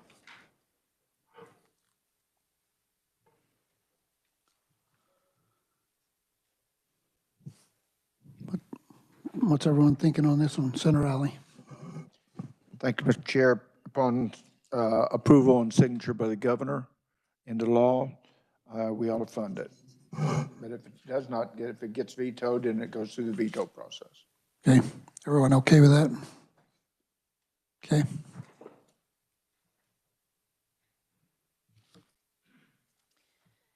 All right, the next item, item G, is GBA number 1, item 1. This is the Human Services Consensus Caseloads Estimates for KDHE. This is the information that I went over this morning in the joint meeting. I'm happy to answer any further questions that the committee might have about that funding. Questions?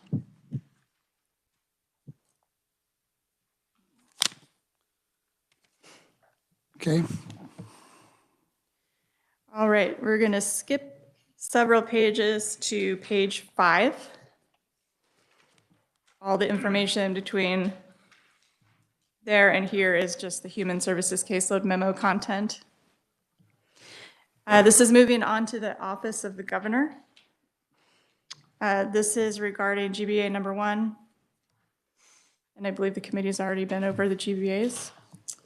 The next item is Children's Initiatives Fund. These are the tobacco settlement revenue estimates. This is just an informational item. The consensus estimate for receipts for fiscal year 23 is $55.9 million. That's an increase of $5.9 million over the fall 2022 estimates, which were $50 million. The estimates for fiscal year 2024 are $50 million, which is no change from the fall 22 estimates. I'm happy to answer any questions about that item, but it doesn't require any action. Right. Any questions on the Children's Initiative Fund? Nope. Thank you. All right, and that was my last item. I'll pass the mic over to Dayton. Thank you, Megan. Next, we'll have Dayton with the Behavioral Science Regulatory Board. Good afternoon, Mr. Chair, members of the committee. My name is Dayton. I'm a fiscal analyst with KLRD. We'll begin with Behavioral Sciences Regulatory Board. Item A, HB 2184 included a prohibition on licensure requirements concerning diversity, equity, inclusion, anti-racism, and critical race theory. This item was line item vetoed by the governor. It doesn't require any funding or anything, so just an informational item.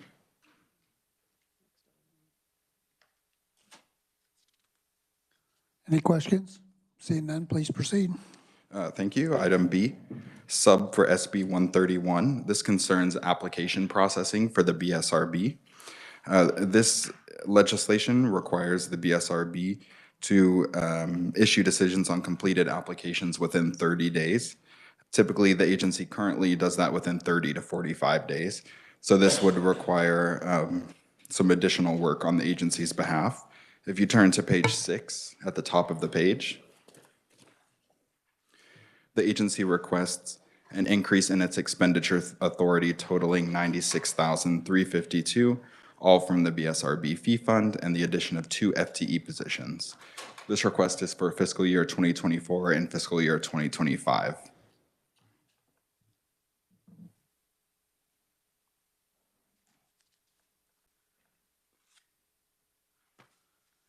Questions? So we need to approve the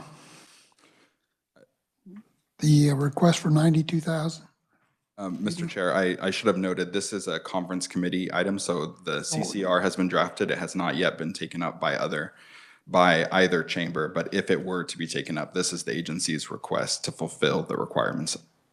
So any motion would be contingent on this passing both chambers. Center Alley. Approval upon passing both chambers. A motion, second by Senator Fagg. Any discussion? Seeing none, all in favor? Opposed? Motion carries. Mr. Chair, on that same page, we'll move on to the Kansas Department for Aging and Disability Services. Item A, the Senate committee had added $2.5 million, all ARPA, to expand the program for all-inclusive care for the elderly, or PACE.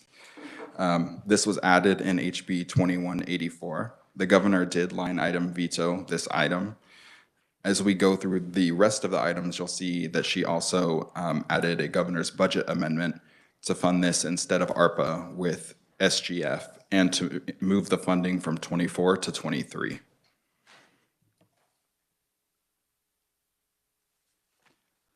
So we're just changing the revenue source. If you adopt the governor's budget amendment, that's what it would do, and it would move it from fiscal year 24 to 23. And this would be another one subject to override, correct? If you added this 2.5, or if you overrode the veto on this item A for the $2.5 million ARPA, and you adopted the governor's budget amendment, you would have $2.5 million in both years. So that would be $5 million total. So we really need to wait and see what happens. Everyone okay with that? Okay. All right, moving on to item B. This is SB 228, the County Competency Expense Fund. This bill was vetoed, but in the event the veto were overridden, the agency, pursuant to the terms of the bill, would have to reimburse county jails $100 per day for each individual who is in their custody awaiting evaluation, treatment, or examination for competency.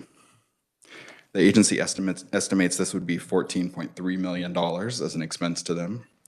$300,000 would be for administrative expenses, and the $14 million would be for the payments to the counties. The way that the bill is set up, this would be a transfer from the SGF to this fund.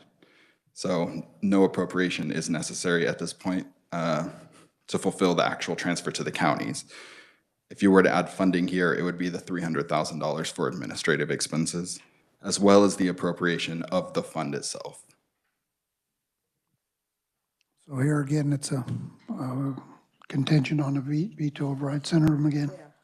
And there's another, I'm not sure if it made it through the process, and I'm hoping we can put it back in, but we already passed with the interim committee on mental health $5 million to fund jails, hospitals, et cetera. And I think that would take care of much of this for less money. Sorry, I was busy. Yeah, I noticed. It's all right. I just spelled out that if we would put the $5 million back in to help hospitals and jails, that would take care of much of this problem. So this has other things that are in it, but I think the $5 million either didn't make it past conference or whatever, but I'll probably be bringing that up tomorrow. Okay. Yeah, I think it's very important that we're all hearing it, especially from our rurals where there's no beds.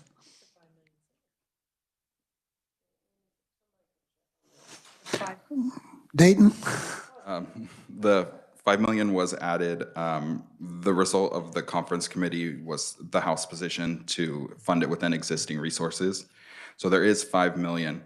There's language to reimburse up to $5 million using their existing resources, and that applies both to the jails. So that would be the forensics competency element, which is outlined here, and also to the hospitals for individuals awaiting treatment to osawatomie, for example, for other psychiatric. Excuse me. Senator McGinn. So about all we could do is just reinstate the $5 million and not under existing funds. Because my concern would be is if they didn't have the existing funds, then we wouldn't be able to help the emergency rooms and the jails back home. So the policy made it with existing funds. So, So are you wanting to make a motion to change to SGL? I mean, it was the House's position to do existing funds. So I'd make a motion to change it to SGF and let you guys have that conversation again. And we're going to know our numbers a whole lot better next time you go to conference, so. Is that a motion? Yeah. We have a motion, we have a second? Second by Senator Pag. Any questions, Senator Petty? I just wanted to clarify, that was coming out of KDADS, wasn't it? Mr. Chair, Senator, that's correct, yes. Thanks. Any other questions? All in favor? Opposed? Motion carries. Mr. Chair, if I might clarify before we move on, the motion is to add $5 million for the policy that was in HB 21, the mega bill, not necessarily for SB 228. That is correct, not 228. Thank you.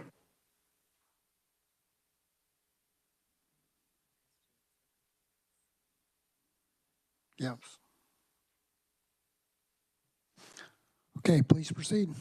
Thank you. We'll move on to item C. This is the addition of $200,000 for Envision Child Development Center. This was a conference committee item going into conference. The Senate had added $200,000 for this item, and the House did not add any funding.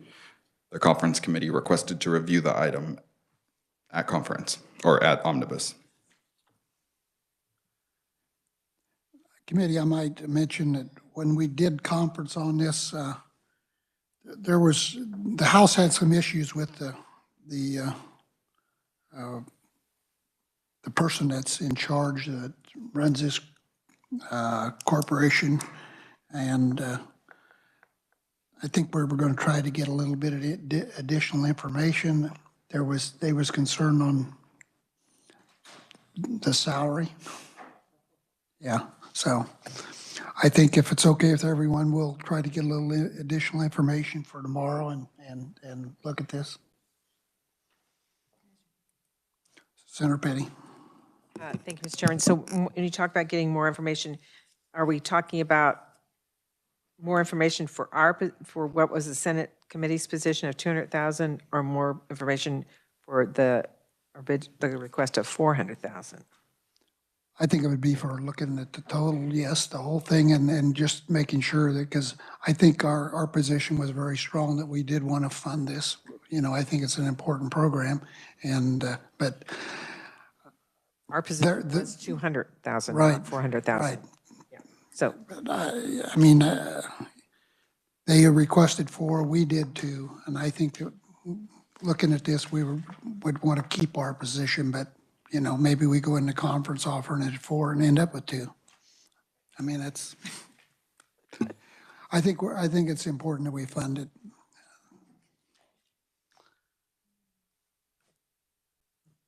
Everyone okay with that? Okay.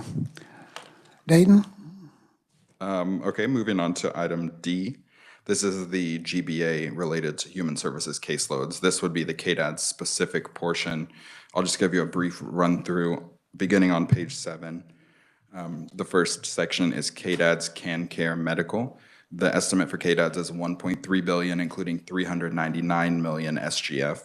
This is a decrease of $40 million all funds and $32 million SGF from the fall estimate. This is primarily due to decreased projections in the number of members.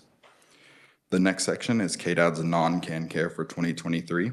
The estimate's $93.1 million, including $45.5 million SGF. This is an increase of $2.1 million, including $540,000 SGF, and it's primarily due to nursing facility fee-for-service. Dayton? Apologies. We did approve the GBA earlier, so we really don't need to go over that. You weren't here, so I apologize.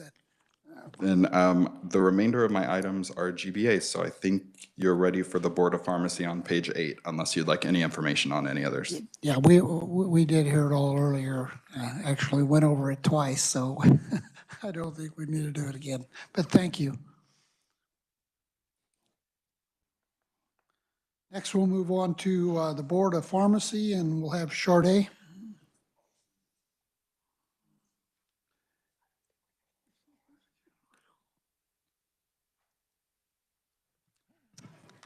Okay, the first item that I have before you is the line item veto of telepharmacy outlet language in House Bill 2184.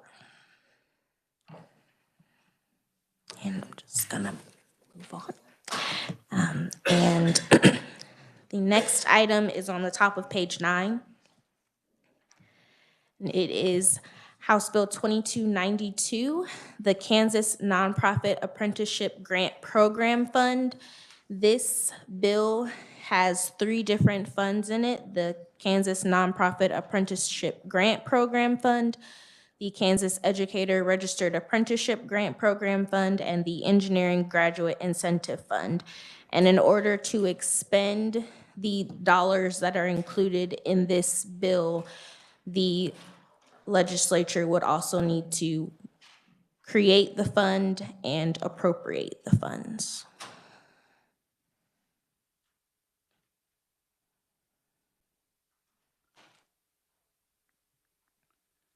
So until the governor signs this or vetoes it, we're kind of in limbo, or is that correct? You can do it contingent on, or you can wait. It's up to you. I think so.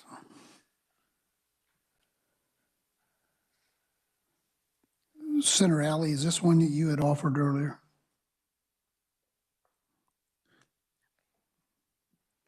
Mr. Chairman, let's approve these upon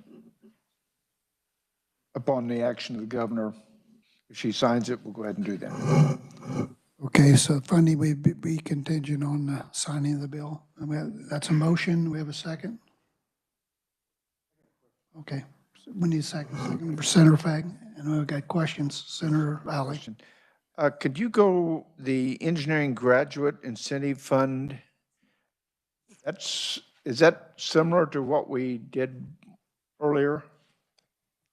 Yes, we have been talking about that within our agency to try to figure out what the differences are. There are some similarities, but that one is a 1-to-1 match and this one is not. So these are the same, going to the same programming, but trying to figure out which one is what the legislature. And what school of engineering is eligible? Hey, look at the bill.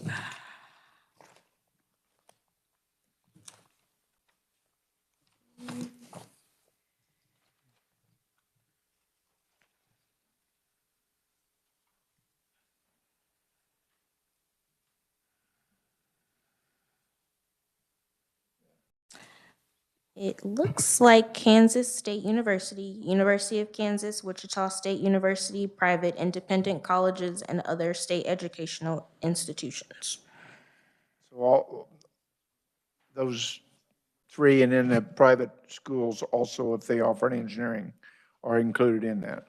Yes, and there are graduate thresholds as well for each of those brackets. Thank you very much. Senator Fagg. Thank you, Mr. Chairman. On the engineering graduate, is this a new program? This $1.5 million? Is this on top of the 10 million that each of the 3 colleges get? To my understanding, yes, because this is a new bill that is on the governor's desk waiting to be signed or vetoed right now. So this is a new program.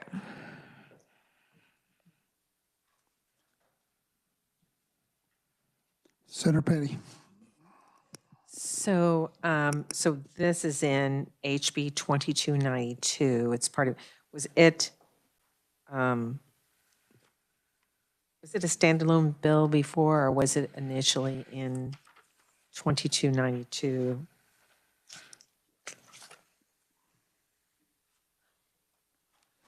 Mr. Chair, it was originally House Bill 2414, I believe.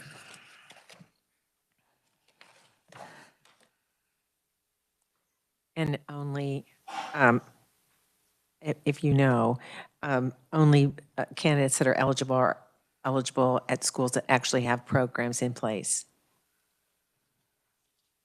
You mentioned some regions, institutions, but you also mentioned, you said private colleges, but is it that they have to have a program? Yes, they have to have it is private, independent colleges and other state educational institutions with accredited dated engineering programs.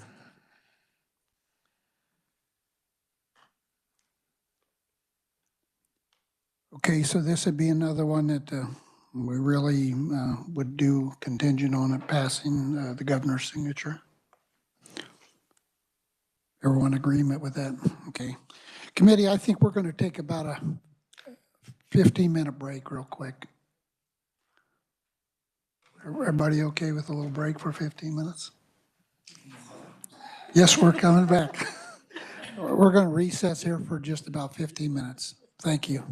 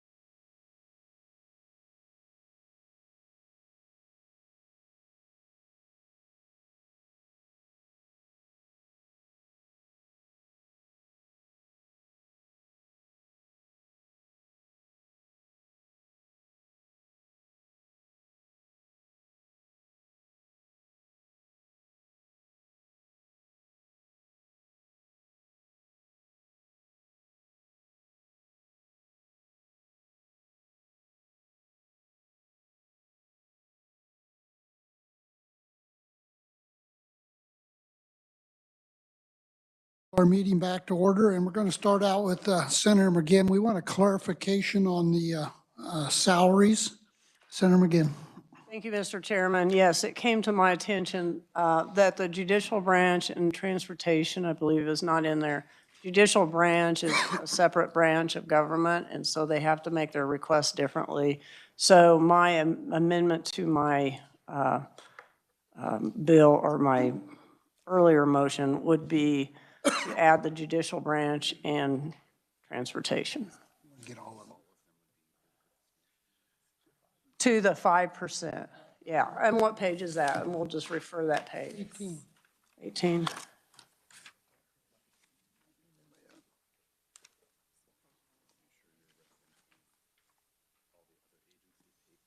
Okay. So I will reference page 18 and all the other entities that are listed under the agency pay plans for a salary adjustment for 5%. Okay, so we have a clarification. Everyone good with that? Everyone's good. Okay. Senator Petty. And can I ask, and that's following the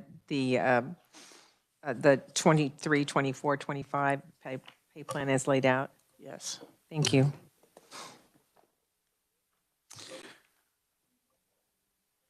Okay, with that, we're going to continue where we left off. So should we vote on that since it's an amendment to the amendment? Yes, let's go ahead. Okay, it means we had an amendment to amend. We had a motion by Senator McGinn, a second by Senator Fagg. All in favor? Opposed? Motion carries. Thank you. Yes, thank you, Senator McGinn. So we'll move on to,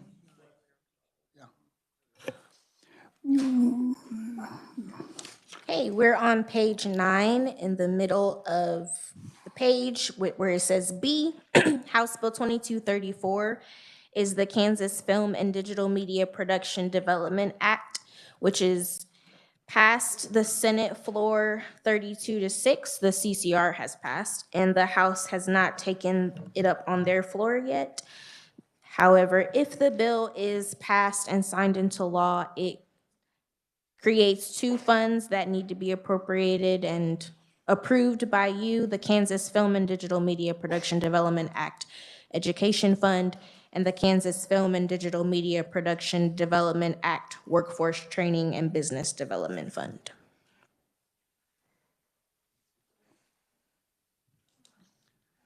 so this is another one that we would need to approve contingent on the bill being passed and signed. Everyone okay with that? Okay, please proceed. Item number C, or item letter C, Early Childhood Education and Care Initiative. The Senate Ways and Means Committee wanted to review some of the commerce enhancements. So the first one is on this $1 million from the EDIF for an Early Childhood Education and Care Initiative, which would allow Commerce to work with employers and communities to ensure that early child care services are available by providing additional support to new development projects that specifically build in plans to provide these services. And in 2 recent recruitment projects, they have been talking about childcare with potential employers and recruiting. Everyone okay with this one? Anyone that's not? Thank you, we're okay. Item number D was the Returning Kansans Home Marketing Campaign. The House Committee wanted to review that item. Item E on the top of page 10 is the International Division, and the House Committee wanted to review that item. Okay. Item F, the Kansas Creative Arts Industries Commission. The Senate Committee wanted to review the governor's recommendation for $500,000 EDIF to expand activities of the creative sector by matching federal grant dollars and using remaining state funds with more flexibility than the grant dollars require. And these funds were included in House Bill 2184. Okay, we don't need to do anything. Item G, Salesforce Data Development. The governor recommended adding 500,000 EDIF and 2 FTE positions, and this item was not included in House Bill 2184.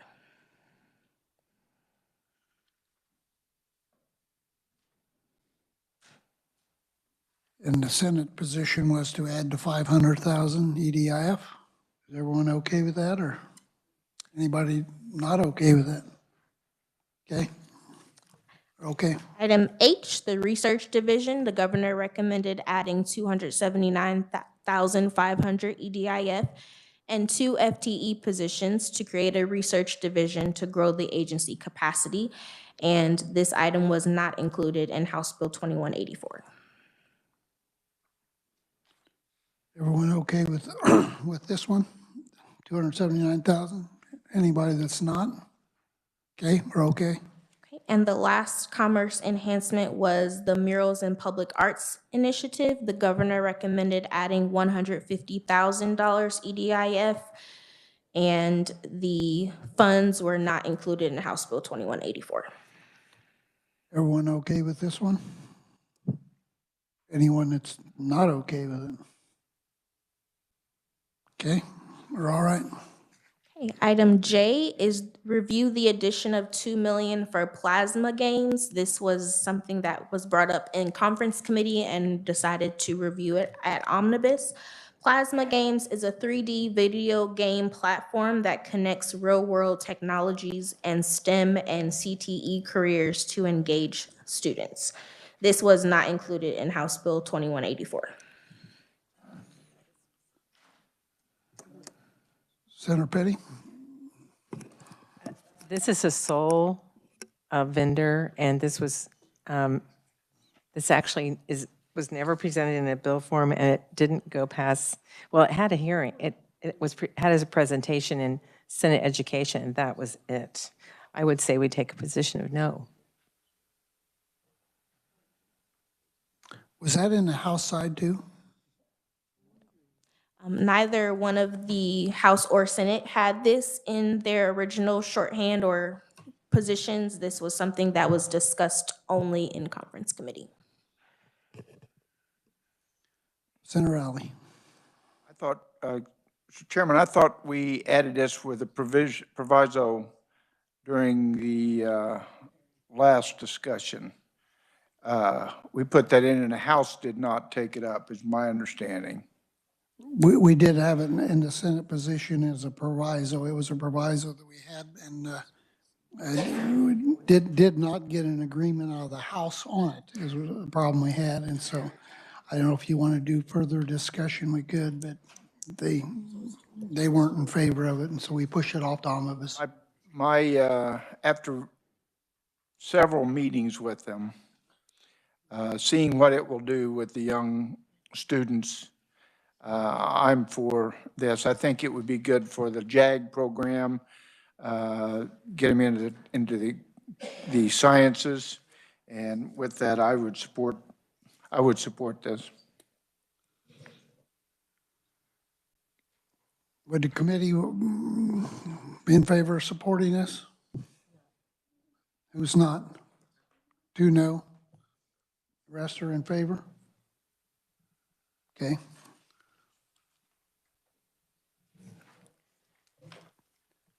Four to 2. Okay. Okay. Please proceed. Item K is a GBA, so we will move on to the top of page 11 with the Kansas Department of Revenue. The first item is House Bill 2184, Business Closure Rebates Line Item Veto. You may remember that a bill on business closure rebates was signed last year that allocated $50 million for this program. However, only about $10,000 were applied for and allocated. So these funds will expire. The application closed April 15th, and these funds will expire and go back to the office of the governor on June 30th, 2023. And then they can reallocate them as the legislature determined in House Bill 2184 with no further action needed. Everyone okay with this? Anybody not okay with this? Okay. Item B was the funding source for the replacement of embossed license plates. The governor recommended using monies from the State Highway Fund to replace the license plates. The Senate Committee on Assessment and Taxation recommended SGF monies. The Senate Committee on Ways and Means recommended State Highway Fund monies, and the Conference Committee for House Bill 2184 authorized federal ARPA funds to be used. So we don't need to do anything in this one also, okay?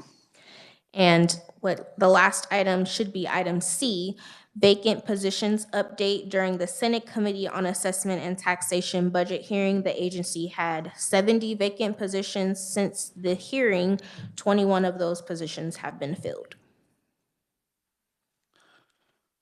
Any questions? Seeing none? Thank you, Shardy. Next, we'll have the Office of the Attorney General, and we'll have Martin. Welcome, Committee, Martin. Thank you, Chairman Committee. I'll be going over the Office of Attorney General first, in the middle of the page, on page 11. The first item, item A, is the HB 2184 Master Tobacco Settlement Fund line item vetoed by the governor. So the governor line item vetoed a language that allows expenditures from the Tobacco Master Settlement Funds to be used for the Kansas Youth Suicide Prevention. The governor stated that the funding in this line item should be used for compliance with the Tobacco Master Settlement Agreement. A little bit of background, a couple years ago, the agency came with a request to fund a mobile application for the youth suicide prevention. At the time, there was no SGF available, and the legislature decided to fund that through the Master Tobacco Settlement Funds. That required some additional language to be added, so this was proviso language added into the bill. That language allowed Master Tobacco Settlement Funds to be used for that entire program. So this line item veto would have an impact on the agency to a total of 163,750 SGF. Well, they would request that be replaced by SGF or another funding source. They do have a backup fund, the Crime Victims Assistance Fund, but that is a fund that would have a very low balance if this had to be drawn out of it. So this is another one that we would do contingent on the veto or veto override. Senator Alley. Thank you, Mr. Chair. Is there anything in the Master Tobacco Settlement literature or the settlement itself that says what this funds should be used for? I don't have the specifics in front of me, but generally that money goes into the key fund and then goes to the Children's Initiative Fund. So it gets filtered along the way. And the AG's office does receive some of the key fund money, but this was a completely separate use for that. So that's why the proviso language was in there. We ought to check and make sure what that language is, if it does specify what that money is to be used for.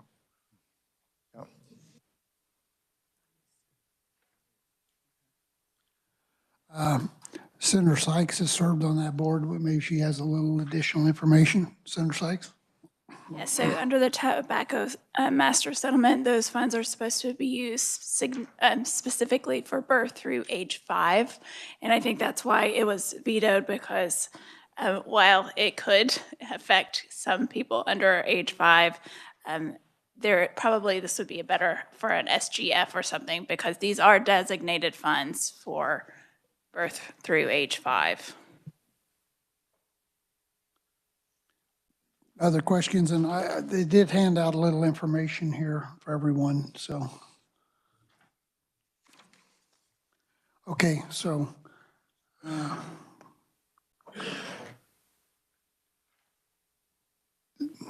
Here again, like I said, we're really, till the veto was overridden, or unless we want to go ahead and put money contingent on it.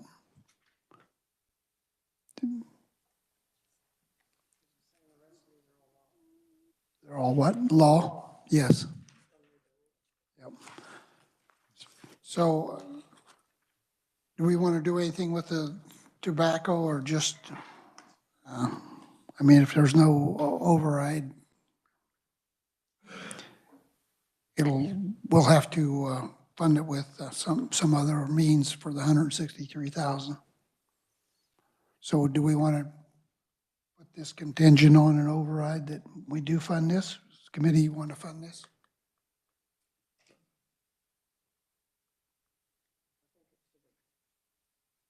Senator McGinn.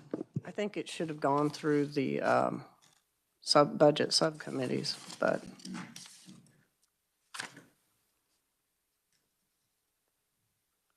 I think we just wait till we find out if it is overridden or not. Okay. Everyone okay with just waiting if it's overridden or not? Okay. And so the rest of these are law, Martin, is that right? That is correct. So you want to skip down to where we need to start something that isn't law? Well, are you addressing the fiscal notes attached to these laws?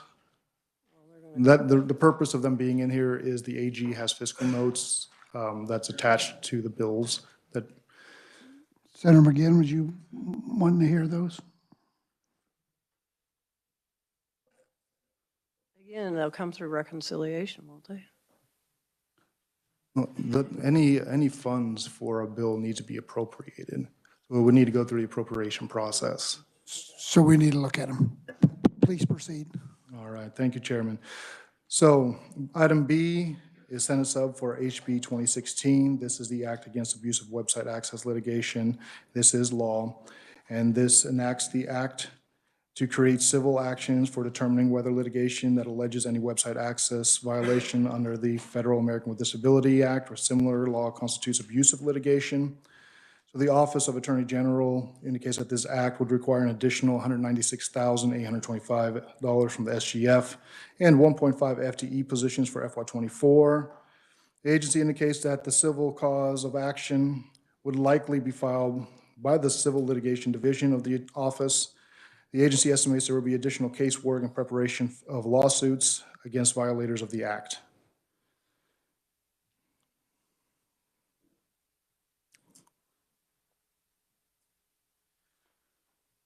So Martin, do we need to okay the 196,825 SGF? If that is the will of the committee. Committee, or is everyone in favor of funding this? Anyone not? Okay. All right, thank you, Chairman. Item C is SB 116. This is the concealed carry license bill. So this removes the $100 issuance fee and the $25 renewal fee paid to the Attorney General by persons seeking a concealed carry firearm license. So the Office of Attorney General requests 1.2 million SGF to replace the lost revenue that would come from their fee funds for FY24. And these fees are currently used to pay for salaries, wages, and operating expenditures for the concealed carry licensing unit. Question, Senator Alley. Thank you, Mr. Chair. How many concealed carries licenses do we have? You know that, Martin? I do not have that number in front of me. At $100 divided into 1.2, we better have a bunch of them to pay for this. So their current expenditures for FY24 out of that fund are listed just over $1 million. So I don't really know what the number is there. Any other questions? So, Senator Petty. Why don't we wait a year and see what they come back next year with, what it's going to actually cost them if.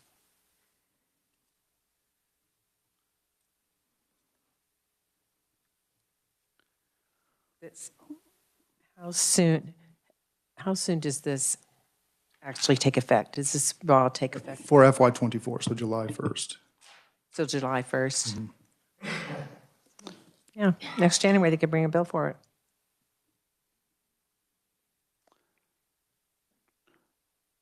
So would you be able to get that amount by tomorrow, or should we? The total number of licensees? Mm-hmm. I can pull that up as soon as I'm completed here. You want to pass on this till we get the number of licenses there are? Or what's the will of the committee? Mr. Chairman, I have an answer. Thank you. Merle? Sorry. According to the fiscal note submitted by the agency, or submitted by the Department of Revenue, there's actually an average of 21,139 concealed carry licenses issued each year for the past 5 years.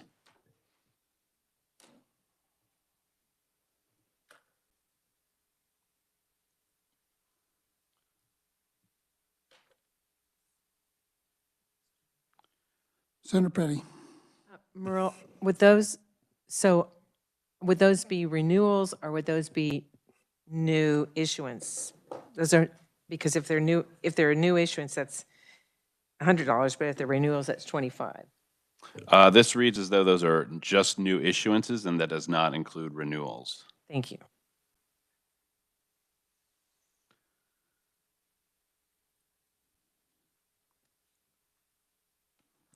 What's the will of the committee?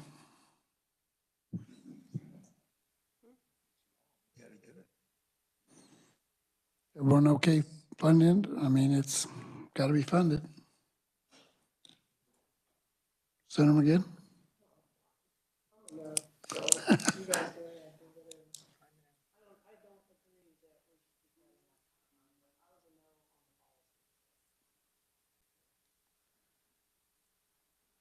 Everyone else okay with it?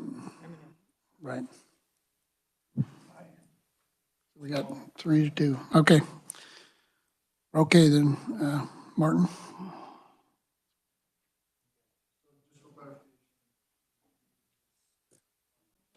Yes. My apologies. So just for clarification, the committee is funding that item. Correct. All right, thank you. Item D is SB 208. This is the Campaign Finance Reform Act. And so among other provisions, this amends provisions in the Campaign Finance Act on topics including procedures for the Kansas Governmental Ethics Commission. On the following page, at the top of page 12, the Office of the Attorney General requests $91,914 from the SGF and 0.75 FTE positions. And those positions include a part-time attorney and a part-time investigator for FY24. So of that amount, $72,000 would be for salaries and wages, and the $19,000 would be for operating expenditures.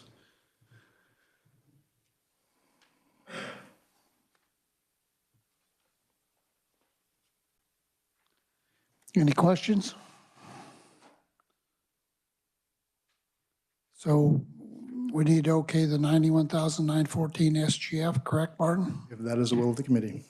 Committee, everyone okay with this? Anyone against? We're okay.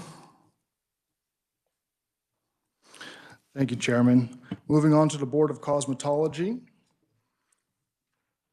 HB 2125, this was signed into law. This is concerning the Board of Cosmetology regulations. So this authorizes the Board of Cosmetology to create and issue charitable event permits and demonstration permits, requires the agency's administrative proceedings to be conducted in accordance with the Kansas Administrative Procedure Act and be reviewable in accordance with the Kansas Judicial Review Act. Furthermore, the agency may issue cease and desist orders to persons who are not license holders and shorten the time period for certain case history cards that must be retained by licensees. Due to the bill's passage, the board indicates that the enactment of the bill would require an additional $40,000, all from special revenue funds, and 1 FTE for new senior administrative specialists to work with the surrounding states and licensees and create administrative rules and regulations. Everyone okay with the $40,000 for from additional special revenue? Anyone not? Okay, Martin? Thank you. Rice? All right, if it's all okay with the chair, for the Board of Indigent Defense Services, I'd like to lump A and B together.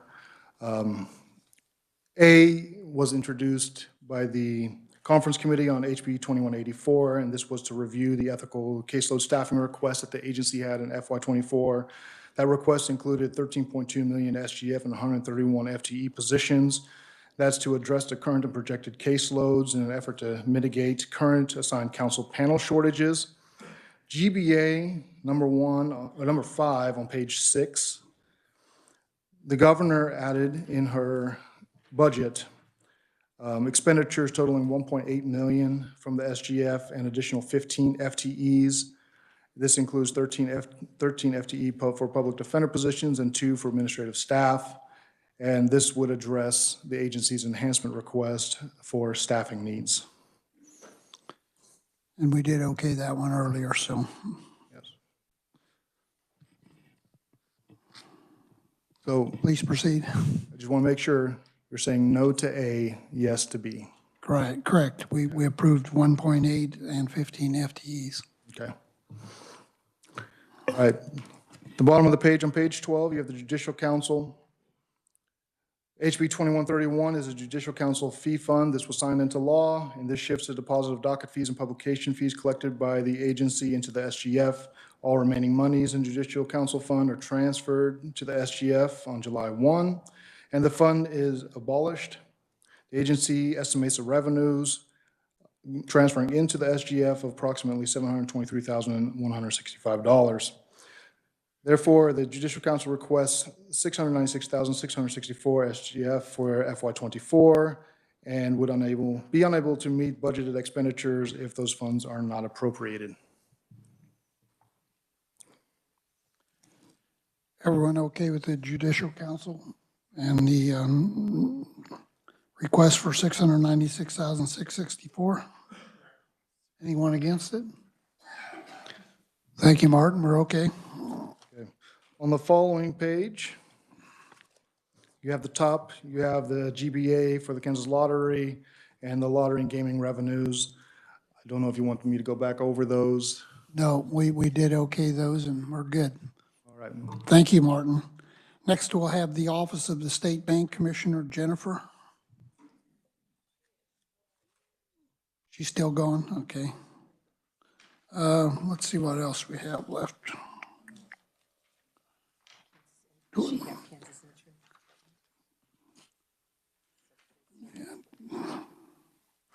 Is there someone else? James has the Office of Information Technology Services. James here?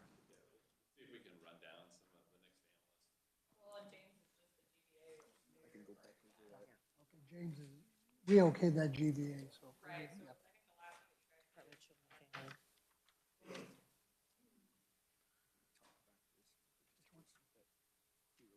Okay, sure. Committee, we're going to go back. David has a little extra information on the Heroes Scholarship. David? Thank you, Mr. Chairman. Yes, if you go back to page 29 there, that item M towards the bottom of the page, the $700,000 SGF for the Heroes Act Scholarship Program. There was some talk about Senate Bill 123, and while those are very similar because they both deal with veterans and veterans' spouses and dependents, what happened in Senate Bill 123 was an amendment to the existing law regarding in-state tuition for veterans and their spouses and dependent children. The law had previously stated that to qualify for in-state tuition at a Kansas, institution, the veteran had to have been permanently stationed in Kansas during the service in the armed forces or established residency in Kansas prior to service in the armed forces. What Senate Bill 123 did is now say that as long as they were stationed in Kansas for at least 11 months during service in the armed forces, they can now qualify as a for in-state tuition as that veteran. So then what the HEROES Act is, this is actually in a separate statute. It's been in place for some time. It has been expanded in recent years. This is in KSA 754364. This is specifically for educational benefits for prisoners of war and spouses and dependents of deceased, injured, or disabled public safety officers and military personnel. This provides that those, if the veteran or the spouse or dependent meets the qualifications for that injury, disability, or there was a death of that public service officer or military service member, that then there would be no tuition or fees charged to the eligible dependent or spouse. So this is a tuition and fee waiver at Kansas educational institutions. So then this 700,000 is really then to reimburse the institutions for those tuition waivers for those specific public safety or military dependents or spouses. Questions? Senator Petty. So on the HERO Act scholarship, which is not, it's different from what was in Senate Bill 123, but on the HEROES Act scholarship program, the expansion is to who? What's the expansion that's here? There was no expansion during this session. There was actually expansion last session, and that was, I think, to bring in more of those emergency service personnel, and that I think it was previously for military members, and then there was now some of that expansion to bring in more of the EMS and other public service, public safety folks. So this explanation, or this short little synopsis here says public safety, public office, and military personnel. Is it public office? Under the HEROES Act scholarship? The definition of covered person means a public safety officer or Kansas resident in military service. And then it goes down to say that a public safety employee means any employee of a law enforcement office, sheriff's department, municipal fire department, volunteer, non-volunteer fire protection association, emergency medical services provider, or correctional institution of the Department of Corrections. And a public safety officer is defined as a law enforcement officer, firefighter, emergency medical service provider, or public safety employee. So I don't think it says anything about public office. I think it has to have that safety component or military service component. Okay, I wanted that clarified because on here it says public office. So is it they have to be deceased or disabled, the personnel person? And that, is this correct? Disabled?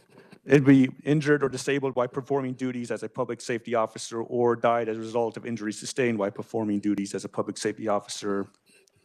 Or it could be that, and then that would allow or you can be a dependent or spouse of a resident of Kansas who died or was injured or disabled on or after September 11, 2001, while as a result of serving in military service, or is entitled to compensation for a service-connected disability of at least 80%.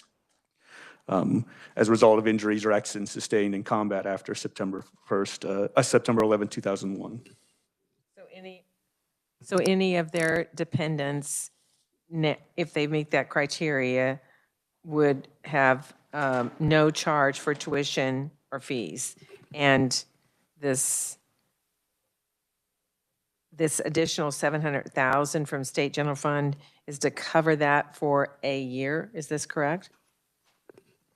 Mr. Chairman, I believe, I don't know if that covers the whole thing, but I believe that's the request, was that $700,000 to try to cover the expenses for the particular fiscal year. But I defer that probably to Brianna or somebody from KLRD. Definitely would be an ongoing expense if we're all dependents. I thought we added about that last year. So it has been ongoing. That's right.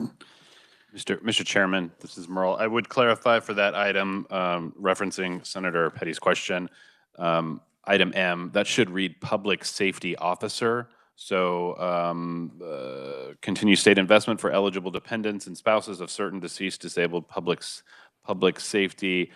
It should read public safety officer and military personnel to enroll in higher education rather than public office.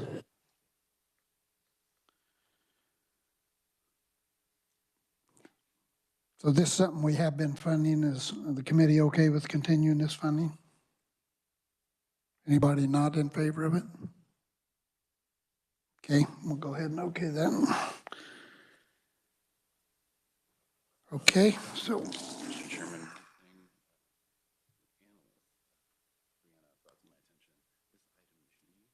It says item was not included.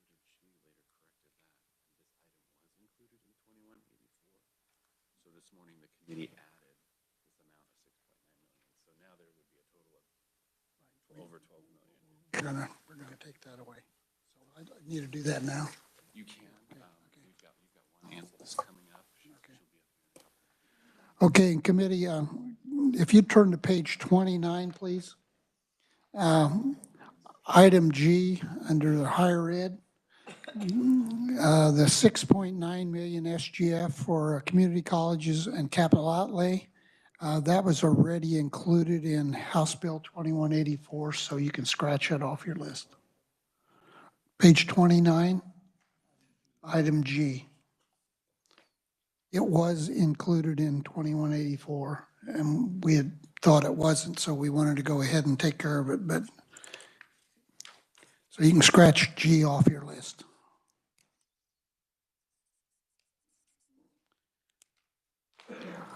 Okay, so let me figure out where we stop now.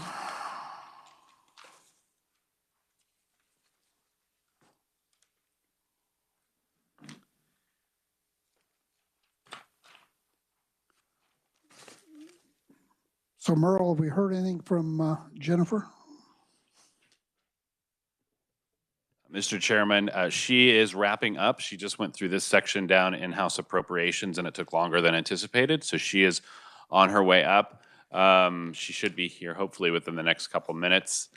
And she would really be covering the remainder of these agencies. You'll see on page 10, there's an item for Office of Information Technologies, but the committee has already adopted that GBA. So unless, Mr. Chairman, you would like that analyst to review that particular piece, we will not have him up here. Yeah, I don't think it's necessary if we've already adopted it.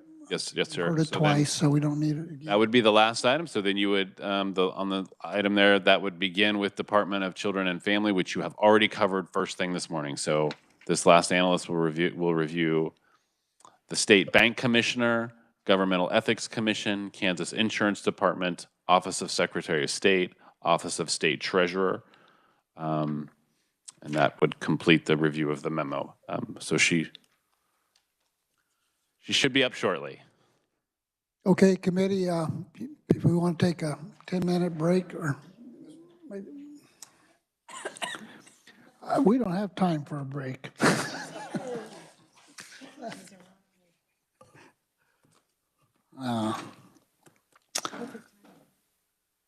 Jennifer, your timing was really, really good. Did we rush you up the steps? Thank you. We are fine. You were Okay, just. thank you. fine, Appreciate sir. it. Take your breath or two and just. Hello, I'm Jennifer Light. I'm with KLRD. I'd like to start with the Office of the State Bank Commissioner. It's on page 13. The first item is to review the deletion of the Office of the State Bank Commissioner's budget for fiscal year 24 and 25. This was done in conference committee. The agency requests $13 million, all from special revenue funds for fiscal year 24, and $12.9 million, all from special revenue funds for fiscal year 25. The governor concurred with the agency's special revenue funding request, except for the agency's enhancement request for increases in staff salaries and the board member per diem. The governor's recommendation does include funding for 2.0 FTE positions for IT examiners. House Bill 2184 did remove the entirety of the budget for fiscal years 24 and 25.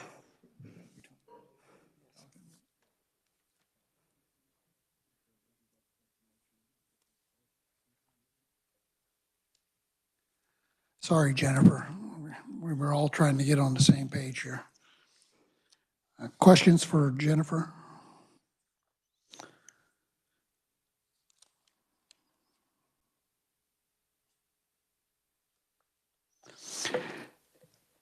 And we did remove the entire funding from this agency, and we were wanting to get some information on some of the TIFIs and on that progress on that, and I don't know where we're at on that, so I think we're going to pass on this till tomorrow. Okay.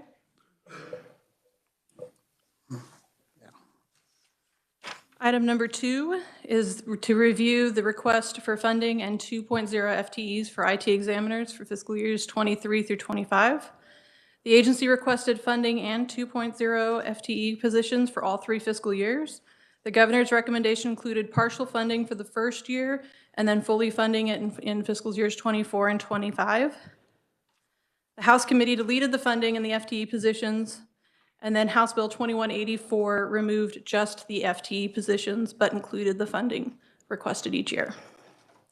The agency indicates that the additional 2.0 FTE positions and funding would be used for specialized IT examiners.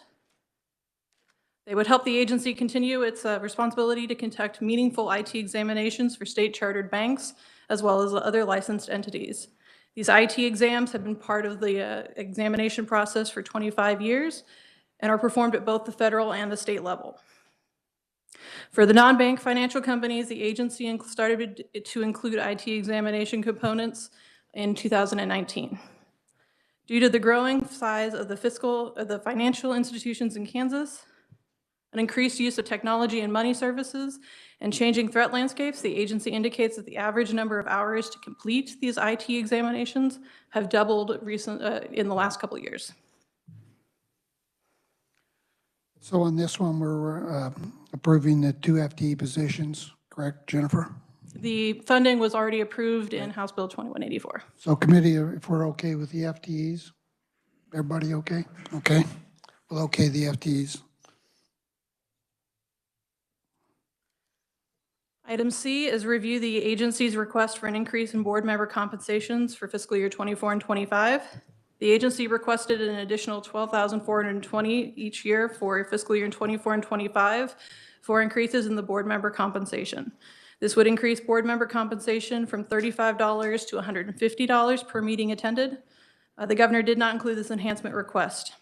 The Senate committee did include it, as well as language directing that this money could only be used if there was a change in the statutory limit. House Bill 2184 does not include the funding, but agreed to review it omnibus. Currently, House Bill 2449, which increases the per diem rate for all statutory boards and commissions from $35 to $88.66, is currently in Senate Ways and Means.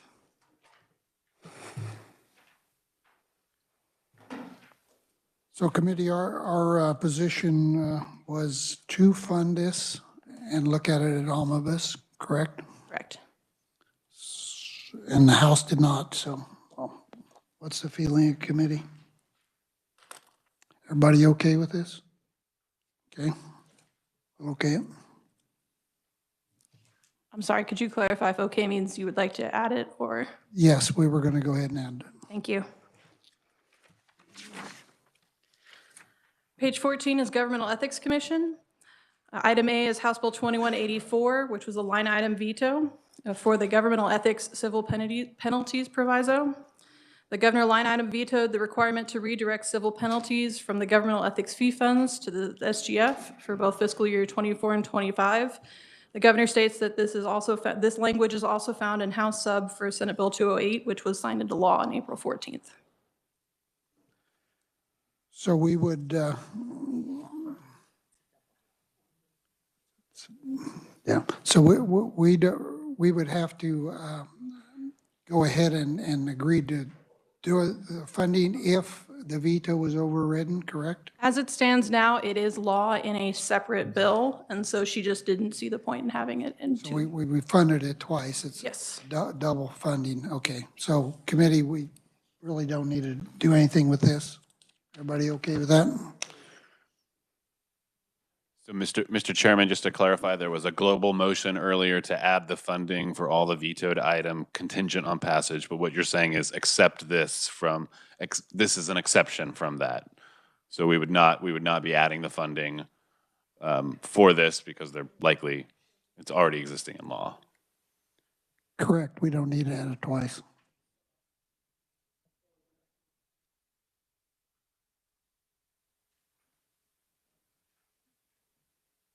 Okay, everybody good? Please proceed. Item B is House Sub for Senate Bill 208, which is the Campaign Finance Act reform. Among other provisions, House Sub for Senate Bill 208 amends provisions in the Campaign Finance Act on topics including procedures for the Kansas Governmental Ethics Commission. The agency requests an additional 3,250 SGF expenditures in fiscal year '23 and $13,000 SGF expenditures each year for fiscal year '24 and '25. These funds will be used to maintain a separate attorney during the commission hearings and for removing hearings from the Governmental Ethics Commission to the Office of Administrative Hearings upon the request of a respondent.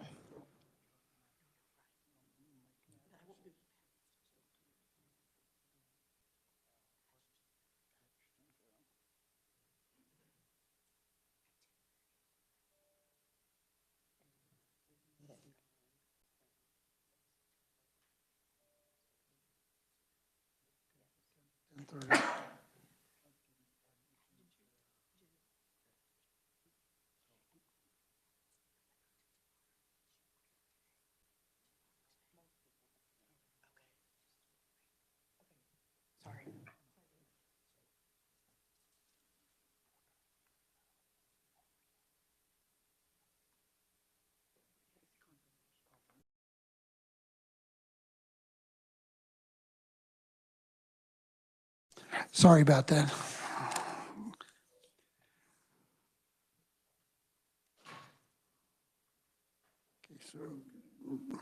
So we don't need to do anything at this particular time on this one, is that right, Jennifer? For House Bill Sub for Senate Bill 208, it is your choice if you would like to approve the additional 3,250 for fiscal year '23, and then 13,000 for fiscal year '24, and 13,000 for fiscal year '25. Committee okay with these expenditures? Everybody, okay?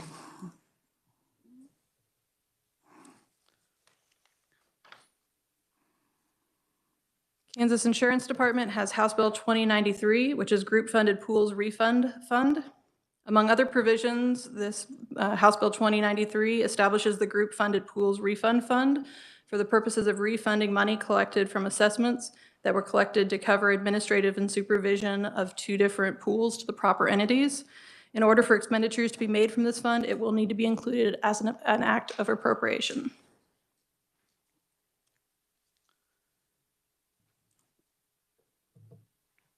So committee okay with approving this if it's, okay? In the Office of Secretary of State, letter A, Senate sub for House Bill 2053 is the presidential preference primary. It provides for a presidential preference primary to be held on March 19th, 2024, and establishes voter registration and voting procedures for each election. This is an additional election that is not otherwise scheduled or budgeted.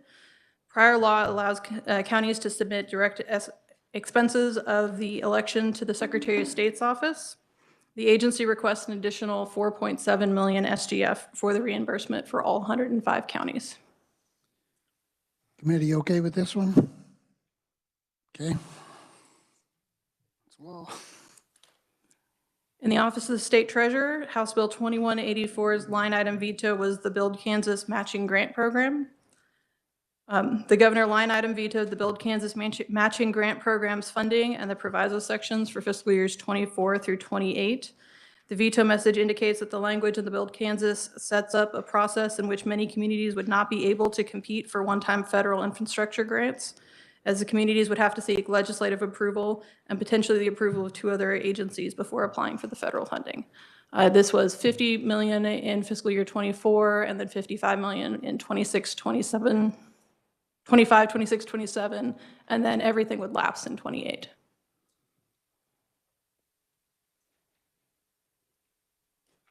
So here again, this would be contingent on an override? Yes. Okay. Everyone okay with that? Please proceed. And letter B is also a line item veto for Alternatives to Abortion program. The governor line item vetoed the Alternatives to Abortion $2 million funding and the provisos for fiscal year '24. The veto message indicates that this does not fall under the Office of the State Treasurer's role, and that the contract would provide taxpayer funding to largely unregulated pregnancy resource centers. And this again would ride on a veto override, so. Yes. Everyone okay with this? Okay. Letter C is to review the amount of funding for the Star Bond Sales Tax Revenue Replacement Fund for fiscal year '24. The governor recommended 15.4 million for the Star Bond Sales Tax Revenue Replacement Fund. The conference committee put in that $15.4 million. So it is currently in House Bill 2184 as 15.4 million. Senate Bill 169, which was vetoed this morning, did, among other provisions, accelerate the elimination of the state sales tax and compensating rates to 0% on July 1st, 2023. Under current law, which does not include Senate Bill 169 and does not deal with the governor's recommendation to accelerate the 0% sales tax any earlier than January next year. Under current law, the revised estimate is 7 million. If Senate Bill 169 is overridden, then the revised fiscal impact from the agency is 11.2 million. So that is not on top of the 15.4 million. They're just coming in with lower numbers due to the fact that it is later that we're going to 0 than when the governor recommended it to begin with. Okay, so this is again contingent on the veto override. Partially. It is currently in law that a transfer will happen. If the transfer happens and there's nothing else that has been done with a veto override, then $7 million will be transferred. If a veto override happens on Senate Bill 169, then it would the revised fiscal impact is 11.2. 11.2, right. This is a transfer, so it is, and the transfer is already there in law. Okay, so committee's okay with this as far as whether it's vetoed or not? The funding. Right, it would go up to 11.2, or if it's overridden, it'd be 7 million. Okay. Senate sub for House Bill 2302 is the water supply storage debt payment. Among other provisions, this appropriates 52.0 million in fiscal year 23 from the SGF to the water supply storage debt payment for Milford and Perry reservoirs. This is a separate appropriation from the 52 million in House Bill 2184, which was signed on April 21st. So as it stands now, it's a double appropriations, and it would appropriate a total of 104 million to the water supply storage debt payment for Milford and Perry reservoirs account. Senator Fagg. Thank you, Mr. Chairman. It looks like there's a double up there because it's only 52 that they only owe. That is correct. 52. That's going to be corrected then, because I see that says it's in law. It is both of the appropriations happened, I believe, because there was a concern that maybe one of them would not happen, so they wanted to make sure it did. Both of them are, both aspects which got us the 52 million are in law, so right now it is a double appropriation if you want it to remain at 52. Mr. Chairman, I think we leave it at 52. So, Senator Fagg, yes, I agree. I think 52 takes care of the debt, and everyone in agreement on that? Okay. Yep, we're all in agreement, 52. And that is all I have. Thank you. Thank you, Jennifer. Committee, we are going to have a meeting tomorrow morning at 10:30, and we will do a confirmation oversight for the Adjutant General. And with that, Senator Fagg. Thank you, Mr. Chairman. I had a couple things on that B on page 13, what's on my mind.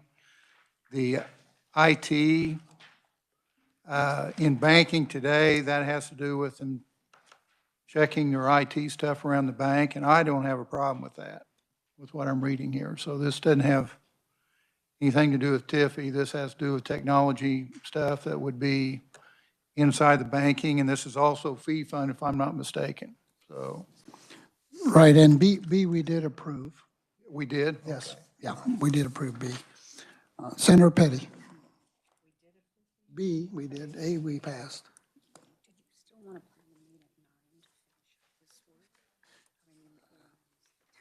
So what time we have? 10. Let me talk to staff.